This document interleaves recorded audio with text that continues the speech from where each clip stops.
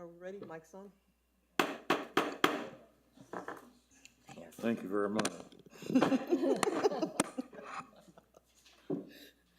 All right, let's call the Planning and Zoning Commission meeting of the Village of Los Ranchos de Albuquerque to order this July 8th. This is a regular meeting. It looks like we have 6:04 for our start. And with that, let's do a quick roll call. Commissioner Barrow? Here. Commissioner Edward? Here. Commissioner Baldwin? Here. Commissioner Tagliapetra? Here. Commissioner Haywood? Yeah. Commissioner Martinez? Here. And Commissioner Homan here. Let the record show that all commissioners are present. Okay, let's take a look at the agenda, and I would look for approval of the agenda or any kind of corrections. Madam Chair, we received at our planning and zoning email some additional information on V2403 this afternoon, and I have not had adequate time to read the information, to ask questions about the information. I don't think that it warrants doing it on the fly, as much as I know the applicant has been here before and we needed to defer because of issues related to what had been put into the packet. But I think we do everybody a disservice if we don't have adequate time to get the answers and the information and consider it. So I would like to move to defer item V2503 to the regular P&Z August 12th meeting. Is there a second? I second. Okay. All right, discussion? Is there any concerns in doing so, commissioners? All right, this is a roll call vote. You're voting on, Deferring, okay, I gotta recuse myself for that. okay. So let the record show that Commissioner Edward is recusing himself from V2503 in any discussion regarding that matter. Is that correct, Commissioner? Yes. Thank you. All right, the roll call vote, Commissioner Barrow? Yes. Commissioner Edward has recused himself. Commissioner Baldwin? Yes. Commissioner Tagliapetra? Yes. Commissioner Haywood? Yes. Commissioner Martinez? Yes. Commissioner Homan, yes. Are there any other changes to the agenda? Madam Chair, I just have concerns about the additional paperwork that we were given. And I'm assuming this is on something for the VC zone, is what I'm assuming, the stuff that came from Mr. Chavez. Which one is this concerning?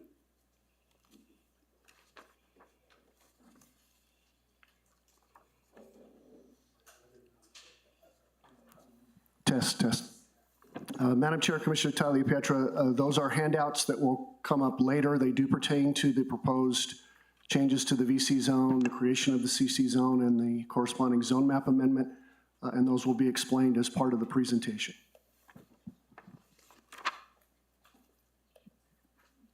Do you accept that at this point in time that will be explained, or is that? Let's see if they're explained. Thank Okay. you. All right. Anything else? Okay, is there a motion to approve the agenda as it has been amended? Go ahead. I make a motion to accept the agenda as it changed. Second? Good, second, great. Okay, it's been moved by Commissioner Martinez, seconded by Commissioner Barrow. It's a roll call vote. Commissioner Barrow? Yes. Commissioner Edward? You can do this, we're approving the Sure. agenda. Commissioner Baldwin? Yes. Commissioner Tagliapetra? Yes. Commissioner Haywood? Yes. Commissioner Martinez? Yes. Commissioner Homan, yes. Let the record show the agenda has been altered by removing public hearing and applications 4A, which is V2503. And we've deferred that to the next meeting, correct? The August 12th meeting. August 12th, great. All right, so now the next thing up should be public comments. We have one individual that has signed up, Mr. Phillips. If you would please give your name and address, please? Excuse me a minute. Oh, we'll do that next. Let's go ahead and get public comment, and then we'll go ahead and do the minutes after that. Okay. Thank you for keeping me straight. Good evening, Jeff Phillips, 605 Schulte Road, Northwest. Chair Homan, Commissioners, thank you for your service, ongoing service to the village. I'm just here tonight to call attention to several events and initiatives that you and the community members may find of interest. On Sunday, this Sunday, there is the Lavender Run in the Village. It starts at about 8 o'clock. It's a 10K, 5K, a walk, and a Kids K.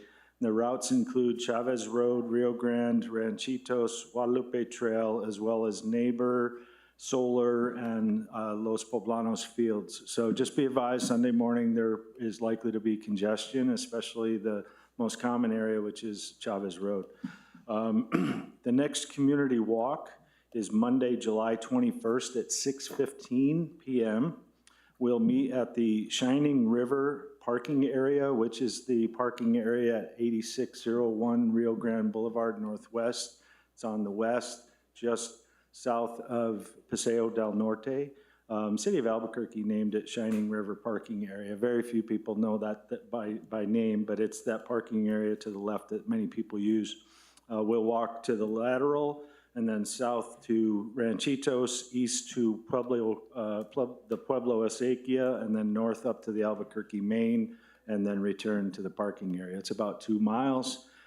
Some people will continue and do a little northern spur to the north of Paseo del Norte and circle around at the Del Norte open space. So come on out if you'd like to do that.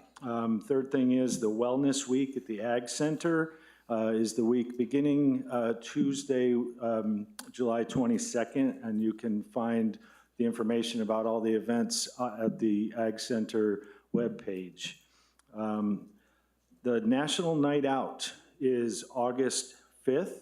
That's a national program, but localities have events. I'm aware of two known events. One is at Edgewood Park over here on Osuna, where Elwood and Edgewood go north. And that at Edgewood Park is from 6 to 7:30 p.m. on Tuesday, August 5th. And the other one I'm aware of is on the Pueblo Acequia, and the property adjacent between Chamisal and Pueblo Solano, and that one is going from 6:30 to 8 p.m. You can look out for many more details to come on both, but if you want to put a little tickler in your calendar, go ahead and do that for National Night Out. Those are the two I'm aware of in the village. A couple of ongoing initiatives. There's, of course, the neighborhoods coordinating on crime and public safety. It meets periodically. There's about 16 or 17 neighborhoods that have a primary point of contact, and it's been very productive, going on for about 7-8 months now. And then lastly, there's the monthly agriculture committee that meets at the Ag Center on the third Wednesday of every month at 3 p.m. So get involved if you'd like to. Thank you much. Thank you, Mr. Phillips. Okay.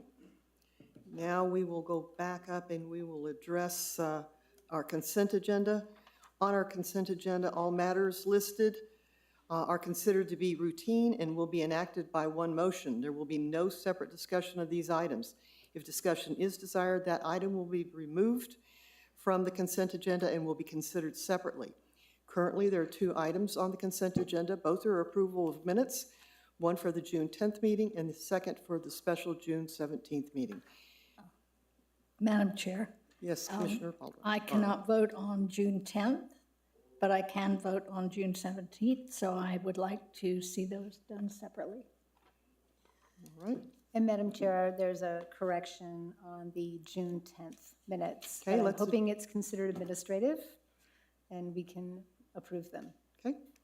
So let's address the June 10th meetings first. Commissioner Baldwin, you said you have a Yes, on correction? page 3 of the 4 pages for the June 10th minutes, on line 34, it says new motion, Commissioner Baldwin moved to defer TA 2501. It was actually a continuance, so we voted to continue. And since those are two different actions, you should probably have the record reflect the correct action. All right. Are there any other corrections to the June 10th meeting minutes? Okay. Recognizing that Commissioner Barrow was not present for the June 10th meeting minutes, let's go through and do our vote. So Commissioner Edward? And this is as amended, right? Yes. Will you make the motion, please? Yes, I move to amend the minutes, the June 10th minutes, on line 34 to read Commissioner Baldwin moved to continue TA 2501. And I second. Great. It's moved and seconded. Let's do a roll call. Commissioner Edward? Yes. Commissioner Baldwin? Yes? Commissioner Tagliapetra? Yes. Commissioner Haywood? Yes. Commissioner Martinez? Yes. And Commissioner Homan, yes. Moving now to the June 10th meeting minutes. Are there any corrections? Seeing and hearing none, is there a motion for approval? I move to approve the, which one? June 17th. June 17th minutes. Is there a second? Second. Okay, it's been moved and seconded. Is there any discussion? Hearing none. Commissioner Barrow? Yes. Commissioner Edward? Yes. Commissioner Baldwin? Yes. Commissioner Tagliapetra? Yes. Commissioner Haywood? Yes. Commissioner Martinez? Yes. And Commissioner Homan, yes. Please let the record show that both meeting minutes from June 10th and June 17th have been approved, with the June 17th having a slight correction. June 10th. June 10th, I'm sorry. June 10th with the correction, June 17th as it was presented, both have been approved. All right. Moving now to the public hearing and applications. Once again, our first planned hearing, V2503, has been postponed till our next meeting in August.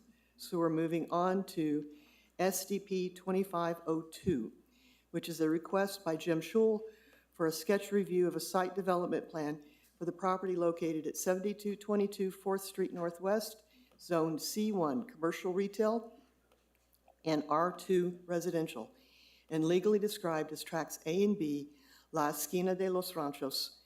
The subject properties contain a combined area of approximately 1.4559 acres. Mr. Brennan, I think we need swearing in. Mr. Chappell, if you would swear everybody in that plans to talk on any of our matters tonight.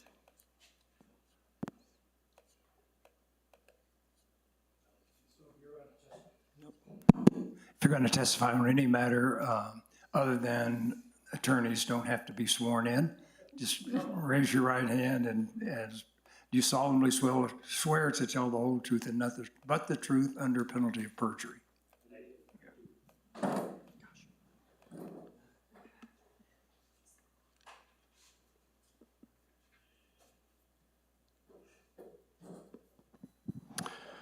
Madam Chair, Commissioners, thank you. Apologize for the delay. Item, where are we? 4B, thank you. SDP 2502 is a request for sketch plat review, or excuse me, sketch review, not sketch plat review, but sketch review for a site development plan which proposes to incorporate outdoor service areas for a brewery and a restaurant currently existing at 7222 4th Street Northwest. I mentioned, or erroneously mentioned, plat. That's because the process for reviewing a site development plan is very similar to that for a platting request. As outlined within the Comprehensive Zoning Code, this hearing tonight is the first of 3 steps. If you'll remember, we had a project not too long ago that came through this similar process where they started in front of you at the sketch level, where you have the opportunity to ask questions, provide some general comment and feedback about the proposal. The second step of the process is that the property owner, in this case, based on your comments as well as the requirements of the zoning code, puts together a preliminary proposal or a request for preliminary approval. It comes back to you. Ultimately, that goes to the Board of Trustees, and then final approval is given to the Board of Trustees, or is reserved for the Board of Trustees as we work this way through the process.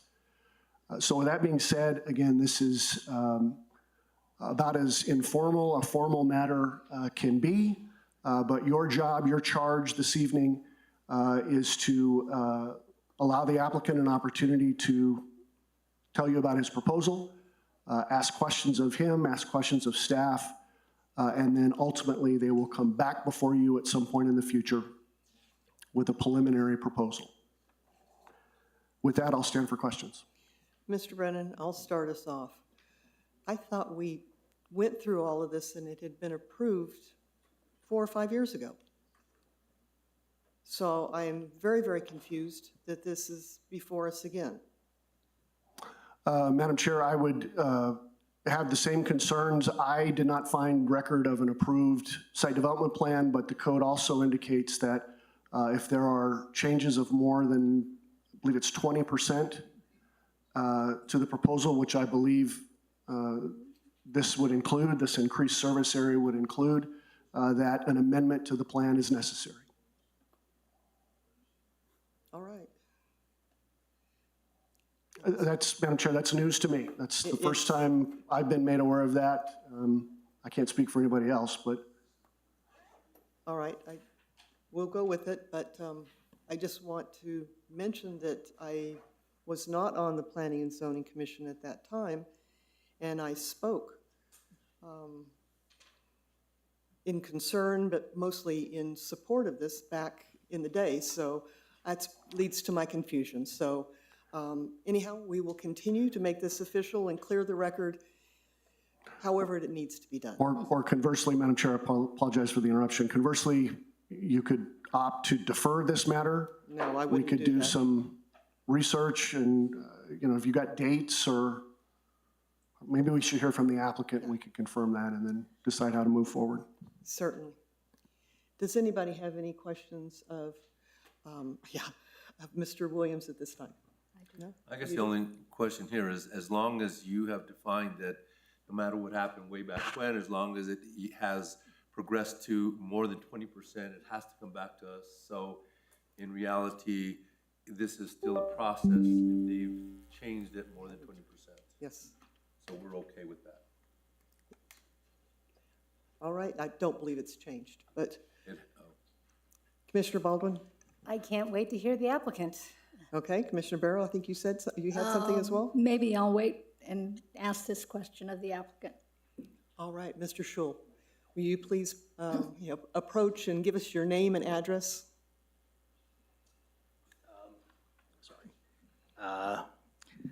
My name is Jimmy Shull. I live at 8425 Guadalupe Trail. I'm the owner of Hopsbury on 72224 4th Street. We've been there for about 7 years now. During COVID, we were shut down fully for about a year or so. And at that time, the governor decided that the only outdoor areas, or the only way we could do business was to do it in an outdoor area. There was 2 businesses that were kept away from that for a long time. One was hair salons, and one was bars and restaurants. And my wife owns the hair salon in the front of the property, and we owned a restaurant in the back of the property. So we were hit extremely hard for that. So we started construction on some outdoor areas, outdoor dining areas. I don't want to call them a patio because people really think that it's construction. We had a pad, we had a construction pad, we had covered, it was just kind of a fence to create outdoor dining areas. I did receive a fence permit from the Village of Los Ranchos that issued that in April of 2020. And they approved it. They knew that it was for outdoor seating. And I think you guys have some really good before and after pictures. I don't know if that's in your package, but it was in the stuff that I looked at of what it looked like when we started and what it looks like now. We've enjoyed 5 years of putting people outside. They've enjoyed it. We have a dog run. That's very popular with a lot of people. And so kind of how this all started was that we were visited by the state alcohol and gaming enforcement officers. And because it's kind of like a health inspector, you never know who you're gonna get. And we got one that was a little tough that day. We've been inspected 20 times before that. And they wanted our current floor plan. Well, we had the original floor plan that we had for the front patio and that pre-COVID.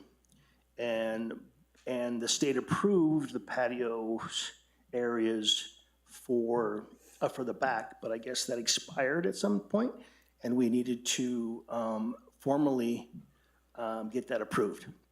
So with that, they basically told us that we couldn't serve alcohol on the patios that we have served alcohol for the last 5 years.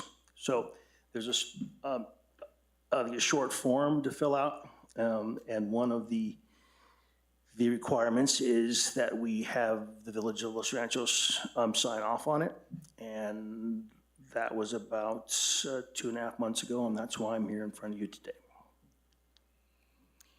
So, Mr. Schul, are you proposing any changes to the current None, facility at all? None? none. It's going to So- stay exactly the way that it is, and it has been for the last 5 years. Thank you. Are there any questions, Commissioner Barrow? I believe some months ago, maybe a couple of years ago, we approved a liquor establishment at 4th and Rail. Is there any, it's not open yet, I go by there all the time. Is there any restriction on how many alcohol licenses can be approved within a given area? Not to my knowledge. That is Still Spirits, and I think they were approved. But we've been approved to sell alcohol for 7-8 years. Okay. So we're not going to serve any more alcohol. And when people say you're really expanding your area and you're going to have a bunch more people, it's truly not the case, because cold days, everybody's inside, and the warm days, everybody's outside. If you go inside, there's nobody inside. So it's kind of the same crowd, but they might be outside with their dogs when it's nice. When it's 100 degrees, they're not. They're inside in the air conditioning. So to say that, that we are expanding our capacity, technically you are. If everybody came and we were all in there, it was a wonderful day, and it was, like whatever. But it's really not that much business. We're just kind of moving people around, to be honest with you. Commissioner Baldwin? So just to confirm, Mr. Schell, it's just, you're basically getting reapproved for what you already had approved, which was fencing around a patio, 2 patio areas, correct? That's my opinion, yes. Okay, and does it have any impact on the parking capacity on site? We've had it for 5 years, so it is what it is. Good, just these are Right. the confirming questions. Yes. And then last, has there been any outreach to the neighbors on any concerns and impacts from the last 5 years? And obviously, this is an opportunity to maybe correct something if there's an issue. Not to my knowledge, but Thank you.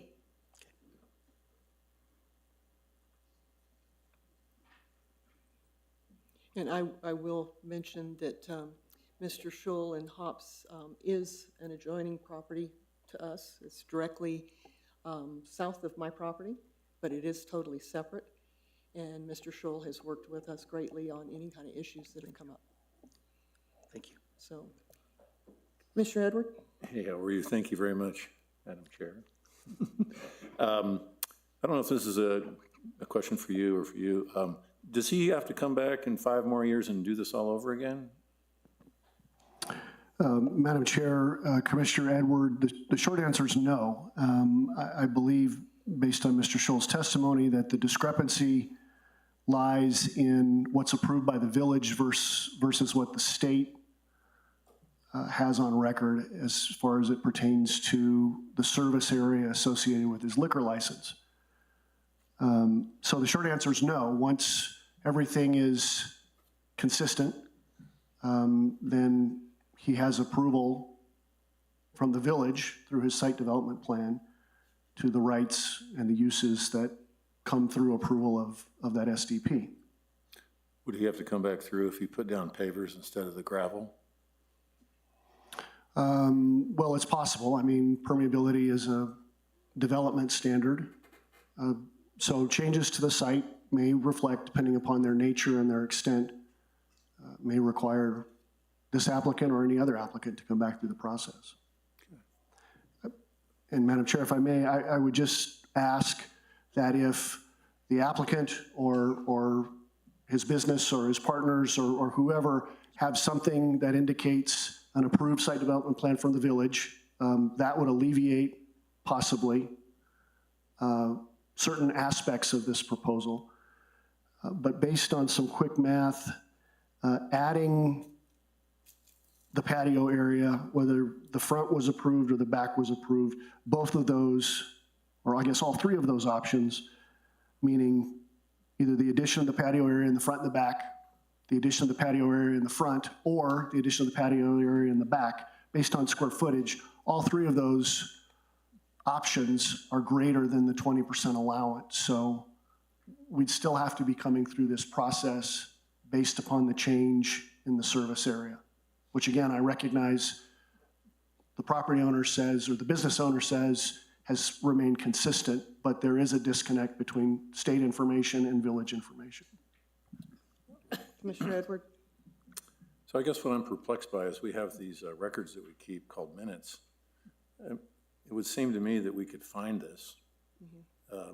Is there a problem with our computer systems? I know that we don't have a planning director. Is it on their computer? Do we have a main server that would? Madam Chair, Commissioner Edward, the short answer is I don't know. I have not been informed until Commissioner Homan mentioned that this property went through a site development plan or similar type proposal. I'm not seeing anything in the information that was supplied by the applicant when they made their application that there was an existing site development plan, nor do I find anything on record that indicates that there is an approved site development plan. I guess theoretically, something could have been done, particularly during COVID. It was a crazy time where the records are off or something wasn't labeled normally or like it should be to allow me to find it. But to my knowledge and to staff's knowledge, we don't have anything on record that is an approved site development plan. I do see that a fence permit was issued, but I don't see a site development plan. And one other question. So this meeting is going to be in minutes. What is the policy and procedure for us to have this meeting tonight and retrieve it in the future? And are you aware of that? Has that changed at all? Madam Chair, Commissioner Edward, I didn't understand the question. So we're having this meeting tonight. We approve minutes. We approve the exhibits that go with the packet and everything else. There's some policy or procedure that we follow in terms of how it's produced, how it's saved, and how it's recorded and memorialized. Has that changed? And should we be worried about other projects that are 5 years old? I mean, is this one of many, or is this the only one? Or Madam Chair, Commissioner Edward, to answer your question, the code dictates the process by which a property owner goes through to get an approved site development plan.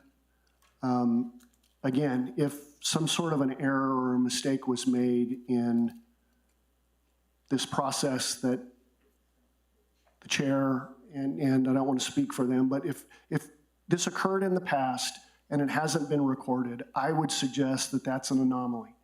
Mistakes do happen. It was during COVID, so that may be a factor as well, but I don't know.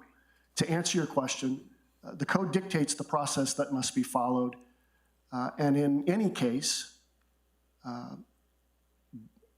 the addition or the expansion of the service area, as is reflected on the site currently, does not correspond with the state information and thus necessitates either a new site development plan or an amendment to the existing one. And I'm not finding an existing one, but certainly the business owner may have one, and/or their associates may have something, as that's an important document to have for your business. Yeah. All right. Commissioner Baldwin. So I think there are two things going on. Commissioner Everett, I totally appreciate the question, which is record retention is kind of central to good decision-making and tracking the progress of code development and ordinances. So over here is, do we have a section of time where that's problematic for retrieval? That's something that I would turn to the staff and say, please, double check or check into this in addition to the 12,000 other things. Because that's like, there's real requirements at the state level for that. In this particular case, it sounds like there was a state requirement to kind of, from their records, we don't get to control their records, true up the front and the back patio. So it's going to have to come to us right now, regardless, because the state is saying, we need you to true this up. And the Village of Los Ranchos is a part of truing that up. So that's where we are tonight, is we can provide him feedback on the sketch and whether we like it or don't like it, or have feedback on how it should change, or we can say we don't have any feedback for you and let him proceed on the process.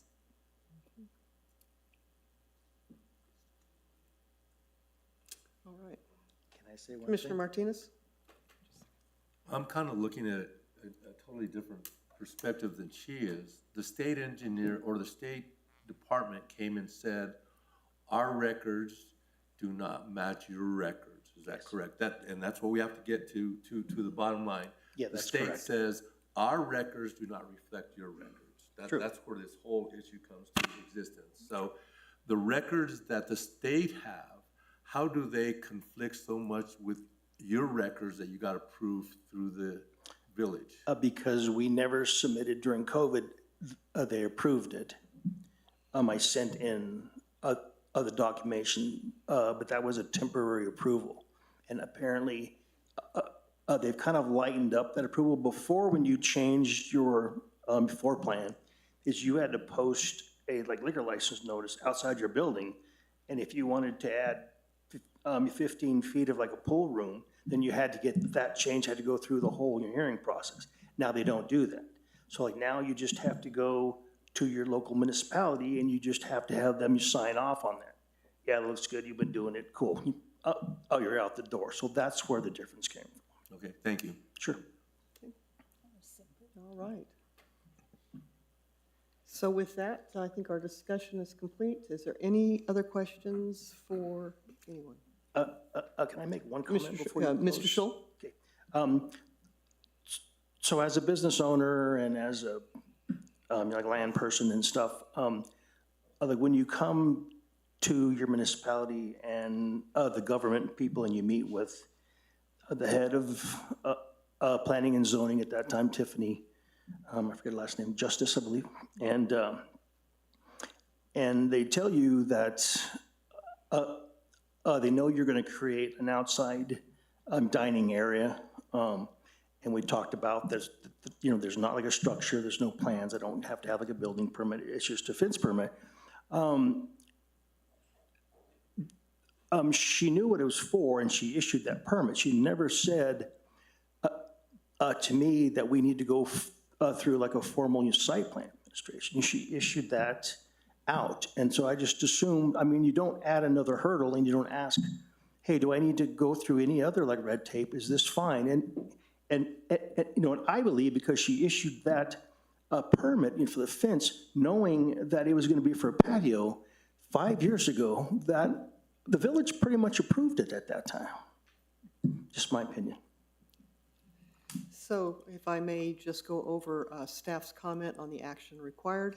The Planning and Zoning Commission may provide comments on the submitted sketch request for the associated site development plan, including matters the commission would like to see addressed, improvements or amenities that may be made to the site, and/or possible changes to the site layout and design.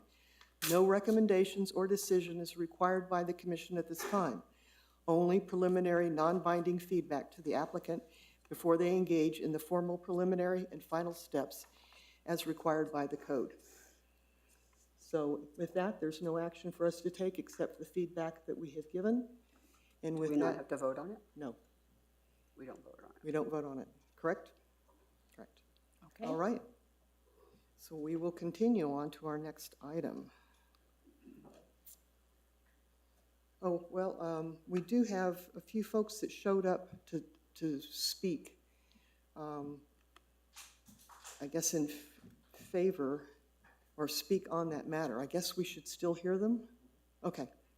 So, Mr. Phillips, if you want to say anything? Oh, okay, I thought that was the one. Sorry, maybe I've got the wrong one in front of me.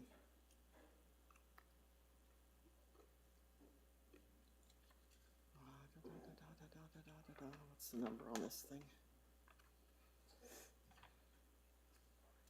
2502. So you didn't mean to sign on that one? All right. Well, the two TAs and the ZMA, but not the Shaw matter. Are you calling up the? Well, it says TA, but on our agenda, it's SDP. So it wasn't labeled correctly on this sign-up sheet.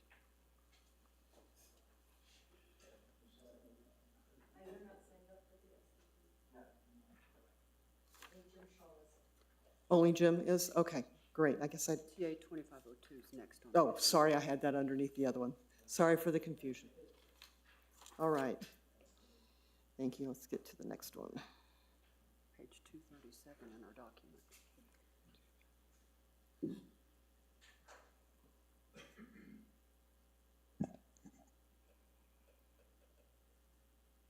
Well,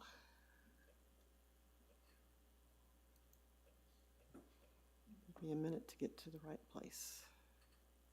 Page 72 or 237, which are on the- 73, yeah. 73. I'm off one off. Okay.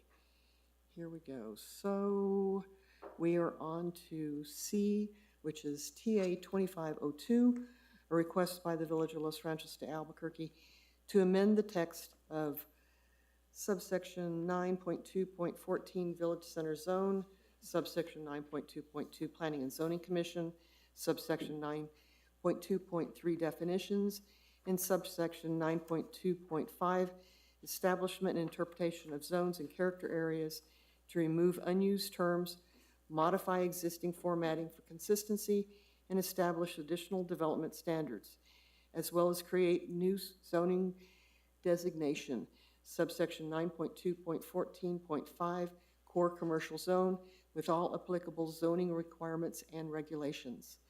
Mr. Williams, will you give us a report? Madam Chair, thank you. Items C and D, TA 2502 and ZMA 2501, are corresponding applications. With the Commission's permission, I'd like to present those both. They are two separate matters. They will require two separate votes for recommendation, but if you're okay with that.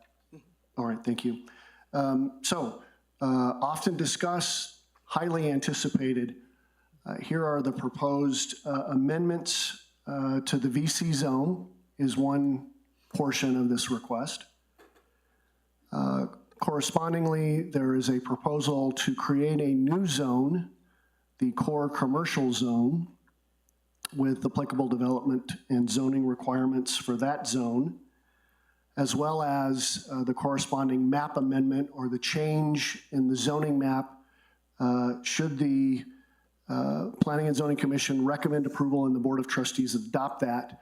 We would also need to amend the zoning map to change those properties as currently proposed from VC to CC. The proposal that comes before the Commission tonight is something that has been worked on by several working groups of the community. through discussion, through meetings, through get-togethers, in order to determine, do we need to change the VC zone? And if so, what changes do we need to make? Additionally, do we need a new zone, which is being proposed, the core commercial zone tonight? And then, as I mentioned, correspondingly, the change to the map amendment, should this body recommend approval and the Board of Trustees formally adopt that. We have, the village has sent notice to property owners, 45 or so individual property owners that are affected by this proposal have received notice in May and in June. I've received some questions from members of the public about what's being proposed and as it compares to what's existing, what's being changed, that sort of thing. So I know we do have folks that are signed up and prepared to speak tonight that have questions for the commission's consideration. And then, as mentioned by Commissioner Taliapetra, we've received some written comments. They're marked with a blue highlighter in the upper right-hand corner. I disseminated those to the commissioners, to Mr. Chappell and Mr. Avila, and I do have extra copies in the back of the room with our meeting moderator, with Michelle, if members of the public want to grab those. As it pertains to the items that were submitted that are designated with the blue highlight, brief discussion with Mr. Chappell on these items, and I've looked at these. I'm not exactly sure. I'm hoping Ron Chavez, who submitted these, is here, but I'm not exactly sure how that pertains to the proposal tonight, but certainly would offer him an opportunity to lay that out or to explain that to the commission. As is outlined in your staff report, staff is proposing for changes to the VC zone and the adoption of the creation of the CC regulations. We're recommending approval. As with the zone map amendment, we're also suggesting that the Planning and Zoning Commission make a recommendation of approval for the Board of Trustees. With that, I'll stand for questions. Are there any questions? Commissioner Baldwin? Yes. On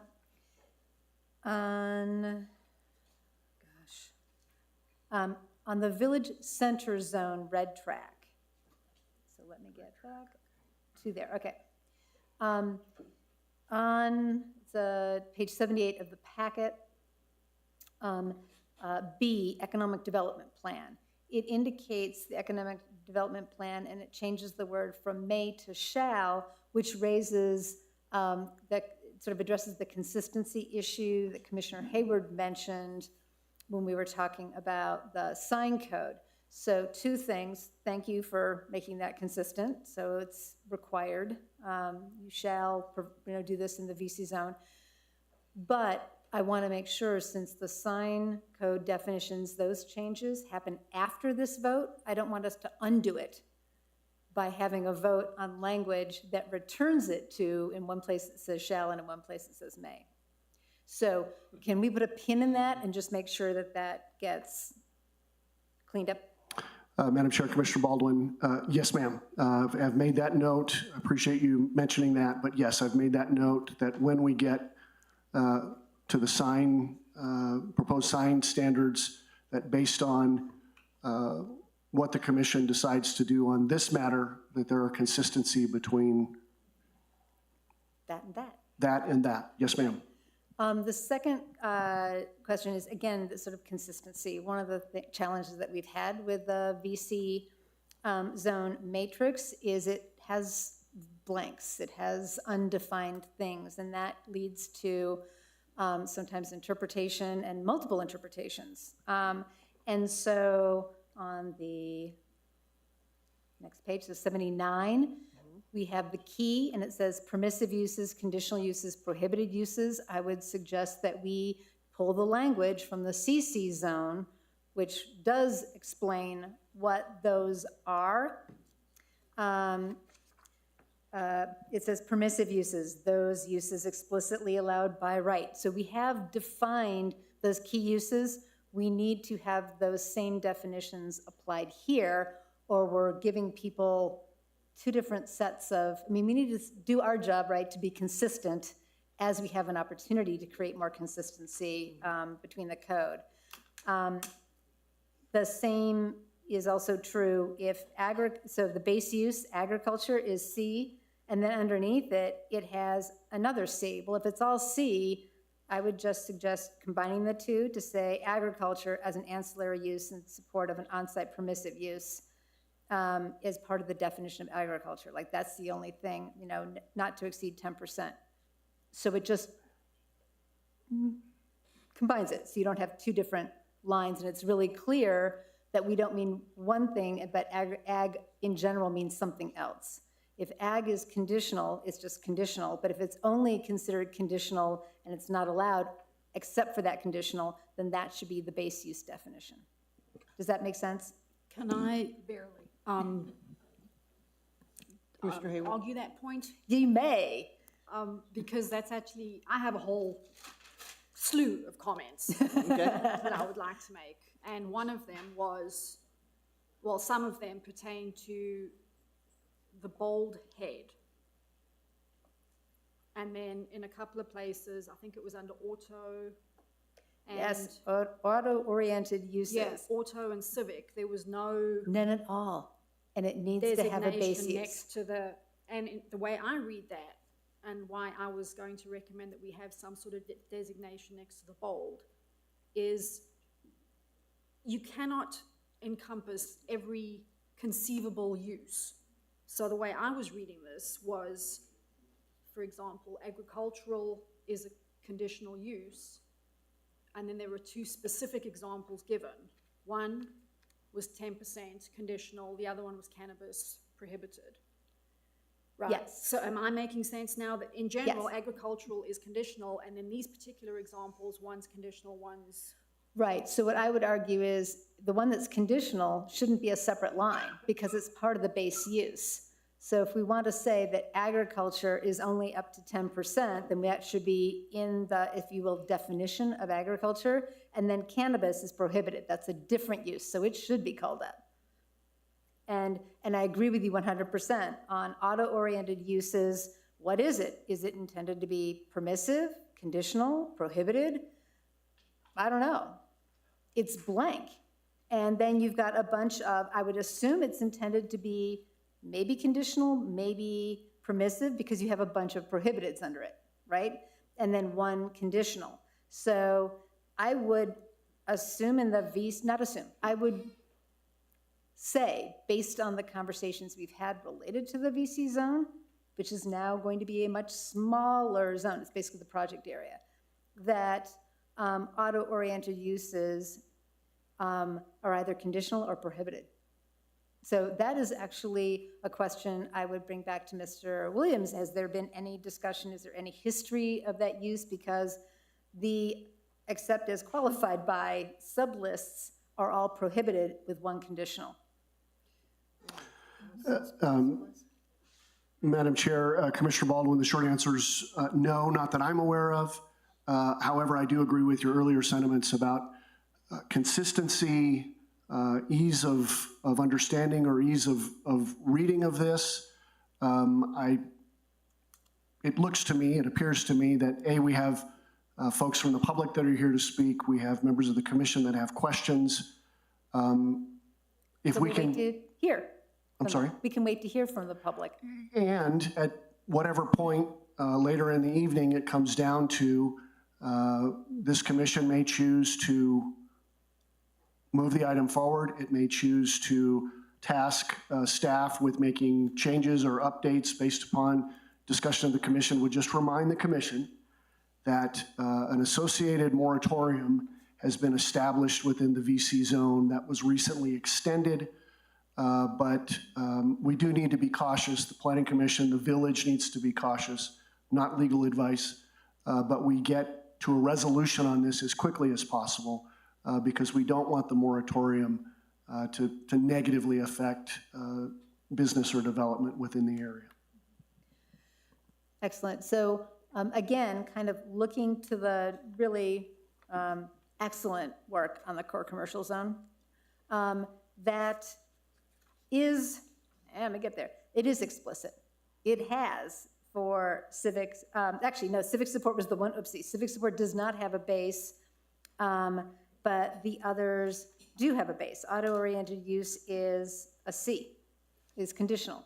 So I want to hear from the public, but again, my inclination is to have there be consistency between the VC zone and the CC zone when they make sense to be aligned.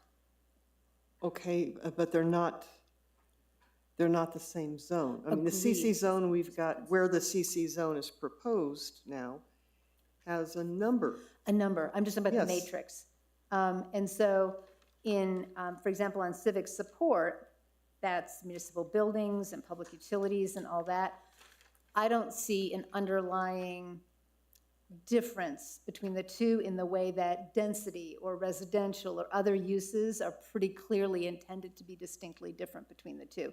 But that's just a thing I'm raising that we'll get to after the hearing and when we get into motions.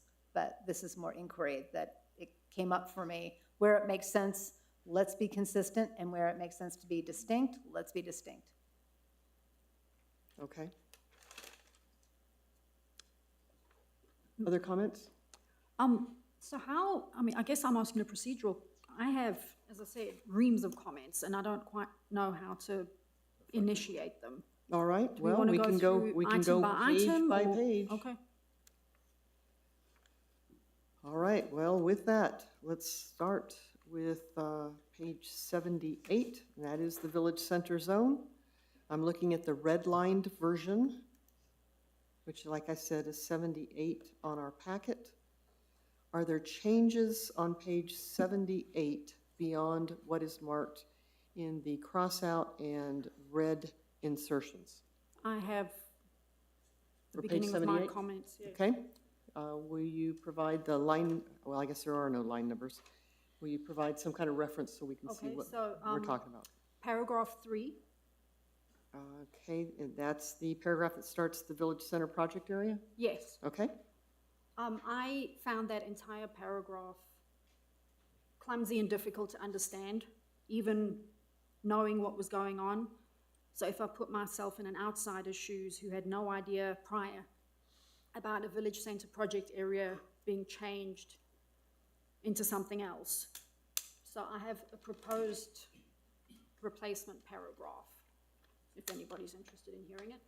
The VC zone includes all land and property previously designated as the village center project area. The core commercial zone includes all land and property previously designated as the village center zone. does that say they're both the same zone then? I'm sorry. I'm just rewriting the paragraph, and which in my opinion makes it easier to read. Can you read it one more time? Sure. So it really pertains to the first two sentences, is what I'm rewriting, because I found that bit difficult to understand. So my proposed replacement is, the village center zone includes all land and property previously designated as the village center project area. The core commercial zone includes all land and property previously designated as the village center zone. I think they would have to say, with the exception of the project area. We need to be really clear that the project area is not, like, I think we need to be a little redundant about the project area not being Yeah, I in mean, the this was CC just a zone. suggestion. Mr. Williams, you've got a comment? Madam Chair, thank you. I apologize for the interruption, Commissioners.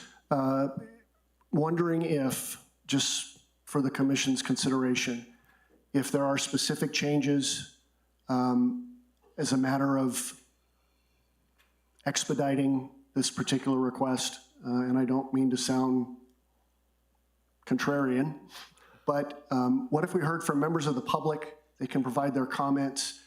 Then we'll get to a point where the Commission, my suggestion would be that if you have changes, this is a legislative matter, you send those to staff. We would defer this matter or continue this matter until the August hearing, give staff an opportunity to gather, plug those in. I love my colors, so you get a red line, a blue line, a green line version, and then we would come back to you so that we could then focus on the specific proposals. I do think it's worthwhile to give some sort of general description if you've got a list of concerns, changes, modifications, to list those so that A, it's in the record, B, it gives the public an opportunity to understand kind of where you're coming from.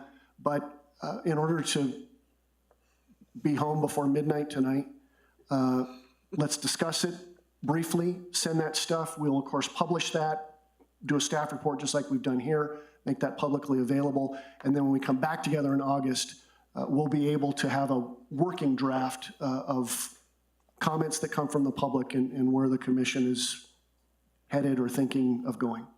Great. Thank you. Okay, let's go ahead. I think general consensus, we will listen to the public. So Mr. Phillips, you are first up. We're going to give you 3 minutes, and I know there's a lot there. So if you will give your there's name and address. very again. little here. Before Jeff? you start, Commissioner Edward. So if I heard you right, we're really not going to do much with this tonight. We're going to give it to you, and then we can come back in August and deal with it on a hard basis. Madam Chair, Commissioner Edward, kind of. Okay. I mean, I certainly want to make sure that the public has an opportunity to provide comment and feedback and suggestion if that's Okay. what they wish to do. Give the commission or each commissioner the opportunity to do the same thing as well. I'm concerned that I don't want to miss something. And if you've got specific, or if any of the commissioners have specific changes, to get those to staff, and then we can incorporate them into a working document to outline specifically what you would like changed or what you would like added or whatever. And then when we come back in August, my feeling is, and this is completely the discretion of the commission, but to do it that way, and then we would be more effective in August than to spend 3 or 4 hours tonight going page by page, line by line. I agree. And to that end, I think this is a fairly complicated topic. I think it would behoove us if we, considering the size of the audience here and who wants to speak, I think 3 minutes is inadequate. And I think that the people who are here to speak on a public basis have put in some meaningful thought. And I'd like to propose that we give them more than 3 minutes, because honestly, I think that is just woefully inadequate, because the room's not full. And they're going to compromise with the beauty of their thought or the clarity of their thought if it has to get smashed into 3 minutes. Madam Chair, Commissioner Edward, understood, and would just remind not only the commission, which it's at your sole discretion, Madam Chair, as to what's a sufficient amount of time, but members of the public that might have written comments can also provide those.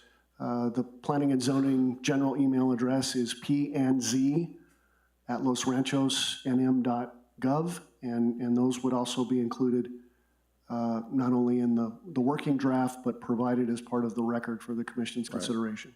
So I would propose at least 5 minutes. It's not a radical change, but it is a meaningful amount of time, which I don't think, let me see, how many people do we have signed up to talk? Yeah, we've got 4 people signed up. Do you think 5 minutes would 12 do? minutes versus 20? I mean, it's nothing, it's dropping the 5 bucket. minutes, 8 minutes, 5. 5? Okay. And then we can kind of take it on a. Point of order question? Point of order question. Since these are being done as separate votes, can we consider whether there are changes, like between Commissioner Hayward and myself, we know that there are changes that will need to be sent in to the planning and zoning staff on the VC zone. But I wouldn't want to sort of pre-assume what feedback and questions we have on the CC zone. We may also do the same thing, but I just want to make sure we can consider them separately. And if we're inclined to continue this piece of it, do we have to continue all of it? That's my question. Madam Chair, Commissioner Baldwin, the short answer would be yes. Okay. They're coming to you, if you will, as a package. Even though we vote separately, Well, or take separate votes. we would need to, the VC changes and adoption of CC is one matter, and then the proposed amendment to the zoning map, zoning atlas, would be a second one. So if we can keep those together, again, the change to the map is more functional in nature. It's simply color coding or renaming, depending upon what this commission recommends and the Board of Trustees adopts. But we do need to keep them together, please. Great, thank you. Commissioner Petra, no? Good, we're good, we're good, okay. All right, Mr. Phillips. Good evening, Jeff Phillips, 605 Schulte Road, Northwest. I won't need 5 minutes. I have been witness to or part of the zoning along 4th Street for as long as I've been in the village. That's going back 18 years. That includes the old C1, the new C1, the VC zone, the VC project area, the new C1, and most recently review and proposal, which you have in front of you for the new core commercial zone. I was honored to work alongside Robert and Hank and Carrie and Tom and Ronnie and a few others on behalf of Mayor Pro Tem Rhino since last fall into earlier this year. And it was a part of handing over the draft suggestions, not the code writing that's been departmental.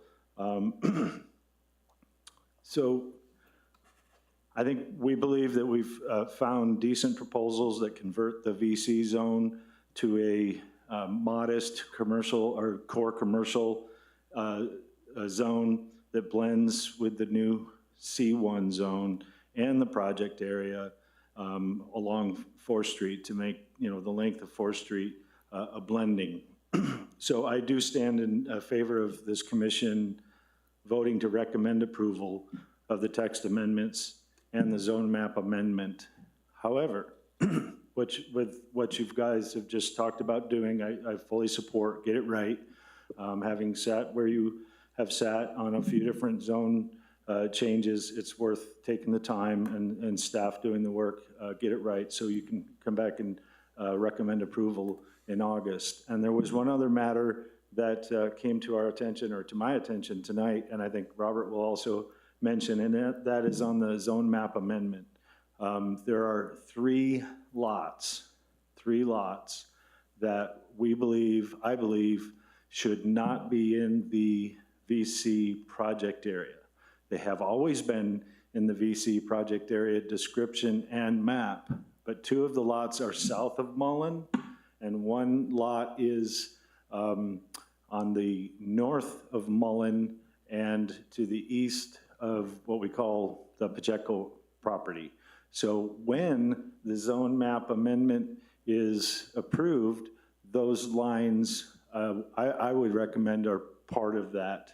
And the trustees, of course, have that authority, especially if you recommend it, to do zone map amendments of that. So when staff is looking at the language, they can also look at those three lots and see if they concur. And that's all I've got. Thank you much.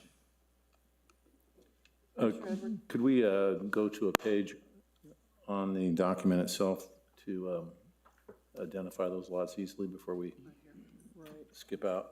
It's way down there. If you've got the number, let me know. What was does anybody know the page number? It's like I've had it and I lost it. It's whatever here, 102? 102, Getting there. or 237. depending on Here we what go. you're looking at.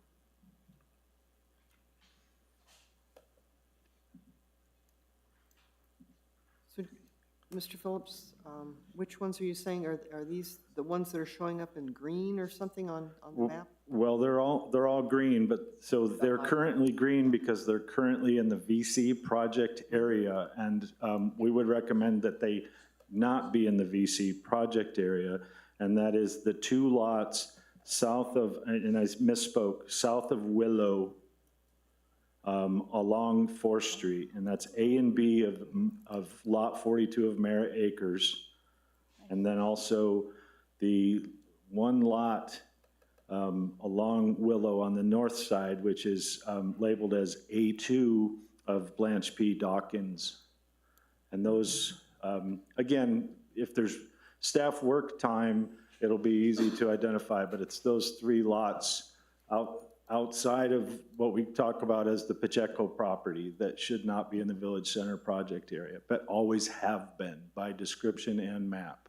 And you want those to be core commercial? Core commercial, and then to match the zoning along Willow, which I believe is R1, R3. But that can be, again, identified to match the rest of the lots along Willow, south of the project area. So what is your major concern as to why that request should be made? I think the assumption all along has been that they're not part of the project area, but they have been. And I realize Yeah, that, but what is the intended difference in the zoning in the VC that concerns you for those specific lots? That I don't have a direct opinion on. I just believe that that they're more appropriate in the core commercial and in the residential, that they're more appropriate and more aligned with the core commercial for those two south and with the residential along Willow.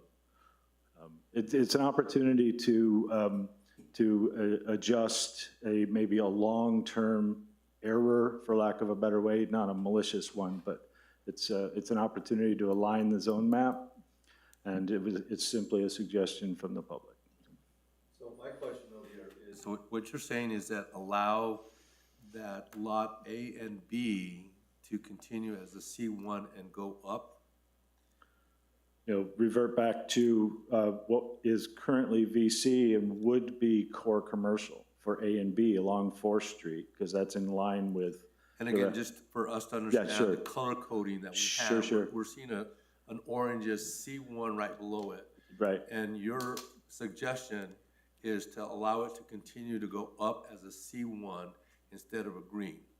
As a core commercial, which would be It'd go to purple. It'd go to Yeah. purple, but. One of the things in the original purple code, instead of- sorry for taking additional time, but one of the things in the original VC code was an entire description of the entire area, and then the project area was that subset.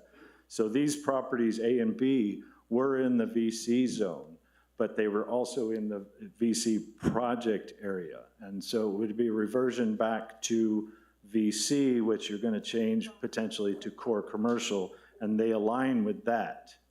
That's, again, it's just a public comment and suggestion to consider. And then, like I say, the A2, which is in Blanche Dawkins, would be more in line with the residential, which is along Willow. Just a couple of things to think about, especially since you're going to revert it to staff. Thank you. Thank you. Okay, Mr. Myers. If you'll provide your name and address, please, for the record. Matt Myers, 1401 Central Avenue, Albuquerque, New Mexico, 87104. And I am here on behalf, I'm representing what commonly you guys think of maybe as Peterson Properties. They have some LLCs, specific LLCs, but they own the properties at 6561 4th Street Northwest. That is the property just to the south of the Filibertos, if you think that's what it's called now, where they have the new development there. So that's my client. And then also the shopping center located to the west of the Walgreens. They no longer own the Walgreens or the Bank of America or the Supercuts, just behind that, the area to the west of that, okay? And then so they own all that. So my client has an interest, certainly in the change to the core commercial zone. And I have a couple specific recommendations that I would like to see changes to the core commercial zone. Before getting into that, I might comment quickly. I think there's an argument to be made that the actions of creating this new core commercial zone, I think this could be considered quasi-judicial. Mr. Brennan Williams said that this was legislative, and I bet he could argue that it is, and Mr. Chappell could maybe do that as well. I would argue that it's quasi-judicial. And what that means is that when it's quasi-judicial, New Mexico courts have said that's when you're dealing with smaller properties, a smaller group of properties. It could be an individual property, it could be a small group of properties, or it could be the situation where you are treating similarly situated properties in a different manner. And in this case, I think about how the village may treat what's the project area, which is going to remain the village center zone, and my client's property and the rest of the properties that are going to be core commercial. I think that there could be an argument that this is quasi-judicial, which then affords all the people who are in the core commercial zone additional procedural due process. And secondly, I think that this also could be considered a downzoning of my client's property, which New Mexico courts have said is when a zoning authority, of the village in this case, proposes rezoning a piece of property to a more restrictive use. And when that is proposed, the New Mexico courts have said that the person proposing the change must show that there has been a change in the community, a change in the character of the surrounding area, or that there was a mistake in the original zoning. And the type of mistake we're talking about is like a Scrivener's error, like where it was supposed to be zoned one and the staff at the zoning department accidentally wrote a different zone. So I don't think that would be what we're talking about here. Then the question is, would there have been changes in the community? And New Mexico courts have also said you can rezone to a more restrictive use if the new zoning is more advantageous to the community, as articulated in their planning documents, in your master plan. I don't believe, I haven't seen that there has been a justification to that level in the documents that I have seen. Now, all that aside, my client, just looking at the core commercial zone, we have a couple suggestions, and specifically, I would like to see section G6 of the core commercial zone. Section G6 talks about requiring, it says all condominiums, residential or commercial, to be sold to individual owners must have a village-approved condominium declaration. Elsewhere in the village's zoning code, it says something similar in a few of the other zones, but it specifically says a condominium declaration as required by New Mexico statute. So I think we should just clear this up because if someone is selling it a condominium, they have to comply with New Mexico statute. I get nervous that this language currently in here could give the village an opportunity to review this document that is already required by state law. So I think it would make more sense to just say, and I will give my recommendation to Brennan, I'll send it in writing, but I think it would be better to say all condominiums, residential or commercial, to be sold to individual owners must have a condominium declaration prepared in accordance with section 47, 7A-1 at Sec NMSA 1978 and a condominium plat. I've only got 3 other suggestions, then I'll stop because I know I'm probably already at my time. We would, the thing that really also concerns me is section F of the core commercial, and it's about the site development plans. And you saw it in practice just with Jim Scholl, who was here before you today. You see how onerous these site development plans can be for business owners. And if the idea is we want to have a thriving core commercial center, you know, where we have, we don't have vacant buildings, where we have people there, we have pedestrians, we have traffic. We don't want to put these roadblocks in place. And the way that the site development plan language is written is, it can be real goofy, because it currently says, I'm just gonna go to it real quickly. Let me see. Sorry. It says if there is, Can you give us a section and a line? Yes. Because I think Yes, when you cited absolutely. a section before, we have a different letter on ours, so. Yeah, so finally found it, yeah. my apologies. So I think section, this is, okay, so core commercial zone. And maybe the document I have is different. I don't know what version we're, Give me a title. okay, core commercial zone. This is under section F. Core commercial zone, section F, site development plans. Do you see that? Thank you. See, mine says, Mine says area regulation. Got it. and Thank you. my apologies. So E, site development plans. Okay. So then let's go down to E then, 1, 2. What is it? 9596. Yeah, got it. Redevelop, it says, a site development plan shall be required for, 1, all new development, 2, redevelopment of any lots, which includes a change in use of the lots. I don't know what that means, you know, a change in use. So if my client currently has a retail place in there, and then he allows an office tenant to move in, that could be a change in use. Does my client have to come back and get a site development plan, which could take a minimum of 2 to 3 months, and get approval from 2 bodies in order to do that? You know, there's no way he can do that anytime he gets a new tenant.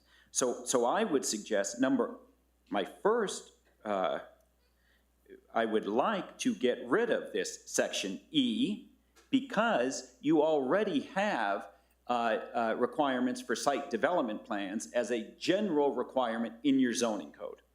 Short of that, I would like to get rid of section E12, because it's just too confusing when you talk about change in use. I'm going to give you a quote, I'm going to give you a reference to a section here on height. It might be wrong. I think it's section G5 about the height, you know, which has now become 26 feet. Am I right or wrong on that? Yeah, but Yeah, I'm looking at which but section. section. My, Sorry. No. is it, it's the, let's see, 26. I think it's 26 feet. F5. Okay, Yes, thank there we you. go. Height. We think that, we don't understand why the height would remain, and maybe someone else, as subsequent speaker, will explain this, or you could explain this, why the village center will remain at 48 feet, and these properties are going down to 26 feet. We think if the idea is for the core commercial zone, again, to bring people, bring business, bring things, the 48 feet makes more sense. Well, the lesser of 3 stories are 48 feet. And the last thing I'll add is, I agree with I've got to squint, Commissioners Haywood and Baldwin. The matrix is confusing. When you look at, let's look at just real quickly, you look at the matrix for the core commercial zone.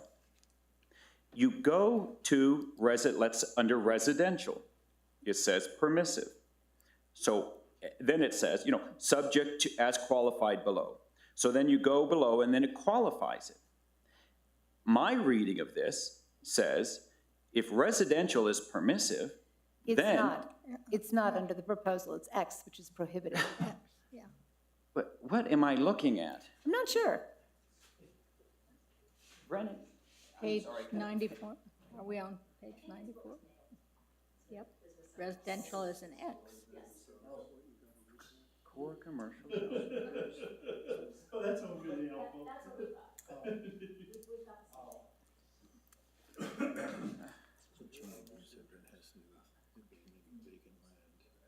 Residential P. Core commercial zone. Are we in a different place? And then also,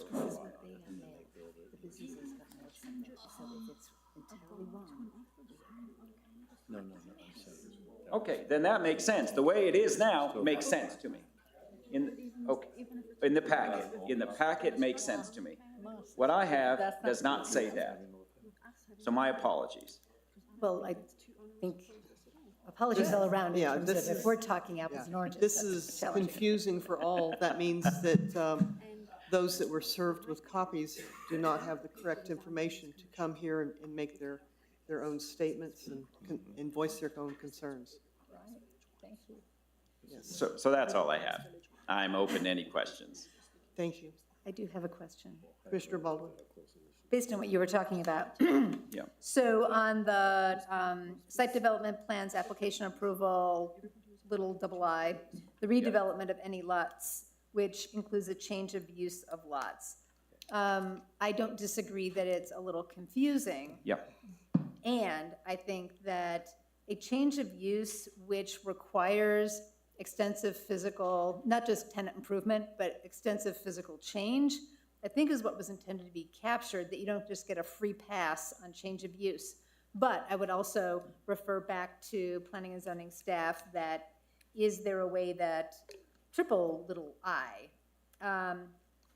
No.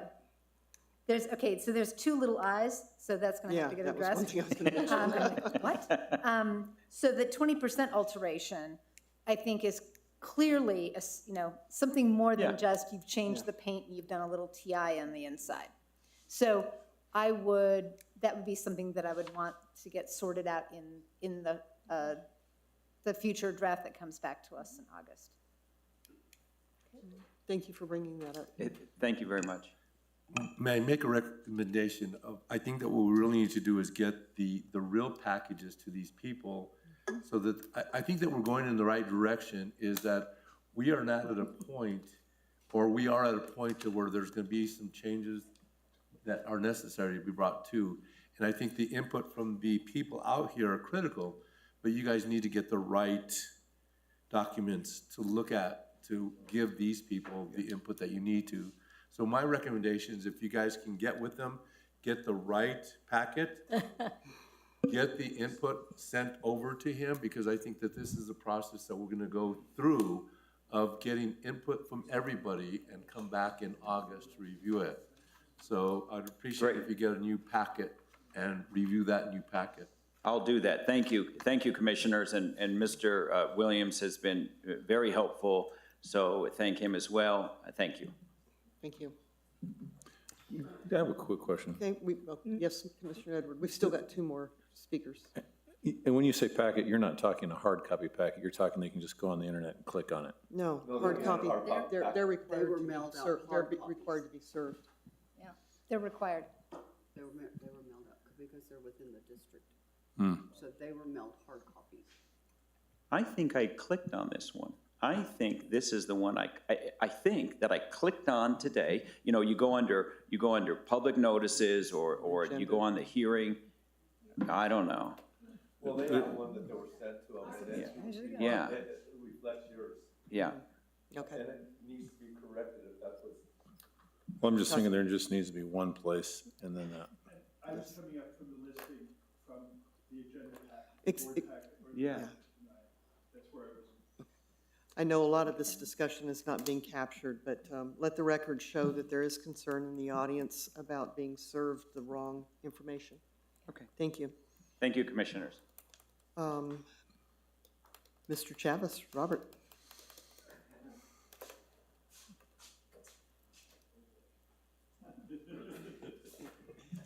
Robert Chavis, 324 Enchanted Valley Place. Want to say thank you to the committee members that were assigned to take this on last year. It was Kerry Peel, Tom Donlin, Ron Chavis, Frank Renau, and Jeff Phillips.